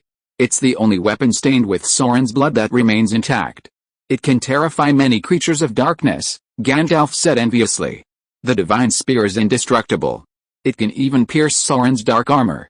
Perhaps it can even penetrate a dragon's scales, making it the key to victory at the Lonely Mountain. I will. Dui nodded solemnly. Although he already had the flaming sword, who could be too many weapons? Especially not with the indestructible divine spear? He had also discovered that spells were indeed effective against creatures like orcs. However, against powerful Maya-level creatures like dragons and balrogs, ordinary spells would likely do little damage. He even doubted whether the killing curse could truly kill the dragon Smaug. After all, the killing curse attacks the soul, but creatures like dragons possess incredibly powerful souls. With Dui's current strength, a killing curse he cast wouldn't likely inflict fatal damage. Just like how Barty Crouch, disguised as Moody using Polyjuice Potion in Harry Potter, once said that even if a 4th-grade student mastered the killing curse and cast it on him, at best, it would only cause a nosebleed, not kill him. In this situation, a locally crafted artifact like the Spear of Egress could unleash even greater power, potentially damaging the dragon. Dui placed the Spear of Egress into his leather pouch and surveyed the cavernous treasures. Although he had no shortage of treasure, he wouldn't give up on the treasures he encountered. He picked up a number of old and new money bags from the ground and, using the invisible extension charm, expanded them to about 2 meters. Then, with a flick of his wand, he filled the cave's treasures into the money bags, filling more than a dozen bags. He then placed the bags into another bag. The dwarves were stunned by this sight. Such a vast treasure, packed into a tiny bag? What did their earlier attempts to stuff it so full mean? Under the dwarves' resentful and pleading gazes, Dewey rubbed his nose and promised to expand everyone's purse. He even gave Thorin, who took no treasure, a space. The dwarves happily stuffed all their treasures and gifts into their purses. The 2 young dwarves, Keely and Philly, were even more amazed, reaching their entire hands into the purse, then excitedly pointed at the hand that looked like a severed arm and exclaimed in amazement. "Well, we should get out of here," Dewey shouted to the dwarves, who were excitedly playing with their purses. "Don't forget, we haven't found Bilbo yet." The dwarves calmed down instantly and looked at each other. "Yes, Bilbo hasn't been found yet. We almost forgot about him." Remembering poor Bilbo, they hurried out of the treasure cave. Staring at the steep, bottomless abyss, everyone was at a loss for a way down. "It's too steep, how do we get down?" Everyone looked at each other in bewilderment. "Jump down," Dui said. "I'll catch you with my magic." Without a word, he leaped down. Everyone was horrified by the sudden sight, watching Dui plummet into the abyss. "Oh, my goodness! Is he going to die?" the dwarf bomber said in horror. "Listen to Dui, everyone. I'll go first," Gandalf said with a smile, and before anyone could react, he also jumped down. The remaining dwarves looked at each other in bewilderment. "How about you jump first, Philly?" Keely urged. "Why not you?" Philly asked angrily. Boffer glanced cautiously forward at the abyss below, then quickly stepped back, patting his chest and shaking his head vigorously. "From this height, I'll be pulverized. Anyway, I won't jump. My heart can't take it." While the other dwarves hesitated, Thorin hesitated for a moment before leaping resolutely. Thorin, the dwarves were shocked. Thorin was the heir to the dwarven clan of Dúlin. If anything happened to him, this trip to the Lonely Mountain would be meaningless. Without hesitation, the dwarves all jumped. Feeling the rapid drop and the gust of wind, the dwarves screamed in terror, just as they thought they were about to fall to their deaths. "Shock absorber," Dui's voice echoed from below. The dwarves felt their fall slow down instantly, stopping at a moment's notice 20 centimeters from the ground. Before they could breathe a sigh of relief, they lost their footing and fell face first to the ground. The dwarves groaned and scrambled to their feet. "This is so thrilling. My heart nearly stopped." Balin, the oldest dwarf, gasped, clutching his chest with a look of lingering fear. Gandalf was already standing beside Dewey, looking at the other dwarves with a smile. "This is a rare opportunity to experience something. It would be a shame to miss it." After all, not many people can survive jumping from such a height. Forget it. We dwarves only like to live on the earth. We don't enjoy this kind of excitement at all, Boffer said in a dismissive tone. By the way, where's Bilbo? Isn't he at the bottom of the abyss? Why can't I see him? I'll use the crystal ball to check again. Dewey took out the stone of palindrome again. He figured that after so long, Bilbo should have removed the ring and broken his invisibility. Chapter 75 The One Ring. Isn't your crystal ball broken? How can you still see? Balin asked doubtfully. That's right. Why don't we all split up and look for it separately? That's more reliable. Dewey ignored the dwarves, holding the crystal ball, concentrating on Bilbo's location. This time, Bilbo's figure finally appeared on the crystal ball. Bilbo, it's Bilbo. He's looking for the exit. The dwarves excitedly gathered around, their heads pressed close to the crystal ball, their eyes fixed on Bilbo. It seems your crystal ball is working again. Dewey glanced at the screen and headed left. Follow me. We'll meet up with Bilbo first, and then we'll leave. Gandalf followed Dewey, and the other dwarves followed suit. Guided by the Stone of Truth, they wound their way around and finally spotted Bilbo in the distance, trying to find the exit. Bilbo, the dwarf bomber shouted. Bilbo, hearing the voice from afar, quickly turned, a look of surprise on his face, and waved his hands joyfully. I'm here. The two sides reunited, and the dwarves happily hugged Bilbo. You're so lucky, you're still okay after falling from such a height. If Dewey hadn't said you were okay, we'd all be worried sick, Balin said. How did you know I was here? Bilbo asked, delighted and curious. You've forgotten, Dewey has the Palantir. It can find people, so it must have seen you, but it works sometimes, sometimes not. There were times when it couldn't find you at all. I don't know what went wrong. Hearing this, Bilbo looked a little uneasy. One hand unconsciously reached into his pocket, then he glanced tentatively at Dewey, only to meet a pair of meaningful eyes. He instantly averted his gaze, unsure where to look. Gandalf also noticed Bilbo's anomaly and exchanged a glance with Dewey. Unlike the dwarves, who suspected the Palantir was broken, both Gandalf and Dewey knew it was made of the strongest material and could not be damaged. So, the reason the Palantir hadn't seen Bilbo before wasn't because of the Palantir itself, but rather because Bilbo had encountered something unusual, hiding it from the Palantir.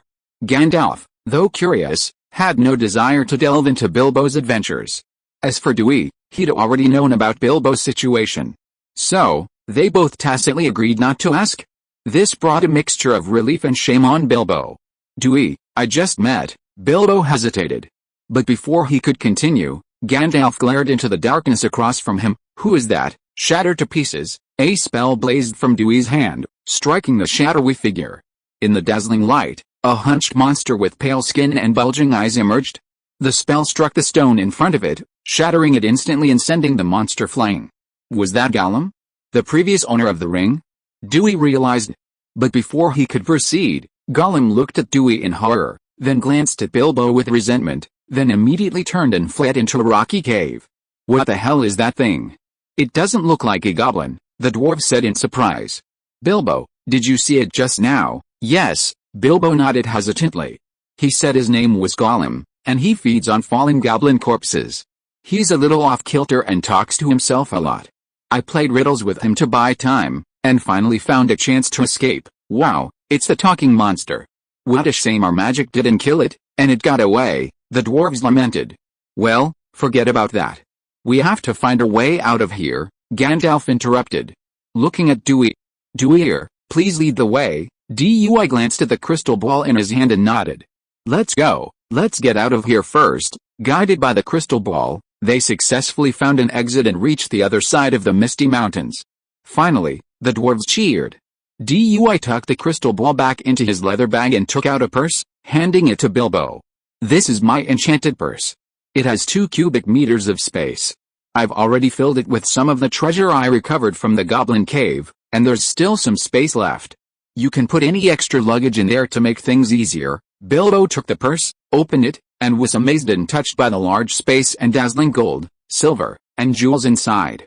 Thank you, Dewey. He hesitated for a moment, then glanced at the others and whispered to Dewey, Dewey, I actually found something at the bottom of the cave. Dewey stopped what he was about to say, shook his head slightly, and a smile deepened in his eyes. I'm glad you're willing to tell me, but this is your opportunity, Bilbo. You don't need to tell me. Bilbo hadn't expected Dewey to say that, and the last shred of hesitation in his heart vanished. I understand, Dewey, and I'll tell you only to myself. I found a ring at the bottom of a cave. It seems to have magical powers. When I put it on, it's like entering another world. No one can see me, as if I've become invisible. Dewey nodded. He already knew all this, but looking at his excited friend, he still warned, Bilbo, don't wear this thing often unless absolutely necessary, or it may bring you unpredictable consequences. Although hobbits are naturally resistant to the ring, it's not without its effects. After the War of the Ring, Bilbo was invited to Valinor to spend his final years. This was not only because he was the former owner of the ring, but also because his long-term exposure to it had left him with indelible damage. This damage wasn't physical, but affected his mind and soul. Therefore, only by going to Valinor could Bilbo be healed and find peace in his later years. To give Bilbo a clearer understanding, he revealed, Bilbo, be careful with the ring. You've seen Gollum, but you don't know that he was originally a hobbit. But after possessing the ring, he was gradually changed and became what he is today. Bilbo was stunned by this news. He couldn't believe it. Dwyer, you say Gollum is a hobbit? How is that possible? But it is so, Bilbo fidgeted. He wanted to disbelieve it, but when he thought about Gollum's size, hobbit-like speech style, and way of thinking, he had to believe it. Furthermore, the ring held a strong allure in him, stirring his desire to possess it and even dark thoughts, such as the desire to kill anyone who knew about it. Even these thoughts frightened him. At this thought, the ring in his pocket felt extremely hot. He wanted to throw it away immediately, but he was also deeply attracted to it and couldn't bear to part with it. It was as if his mind had split into two, one rational, the other obsessed, locked in a constant tug-of-war. Dwyer, what should I do? Bilbo begged for help, bewildered. Don't worry, I'm just saying this to keep you alert and don't let yourself be seduced and addicted, Dwyer soothed. Just stay sensible and don't overuse it, and it won't affect you much in the short term. With that, the group continued on their way. But soon, the howling of wolves in the distance made everyone's faces change. It's the wargs. Down the hillside in the distance, thousands of well-armed orcs, mounted on giant wolves, swarmed rapidly towards them. Be on guard, Gandalf shouted. End of this chapter. Thank you so much for reading until the end. Don't forget to give it a like. Looking for more exclusive content and immediate access? Subscribe to our Patreon. Remember, every like, subscription or donation encourages us to continue. Thank you all. See you in the next video.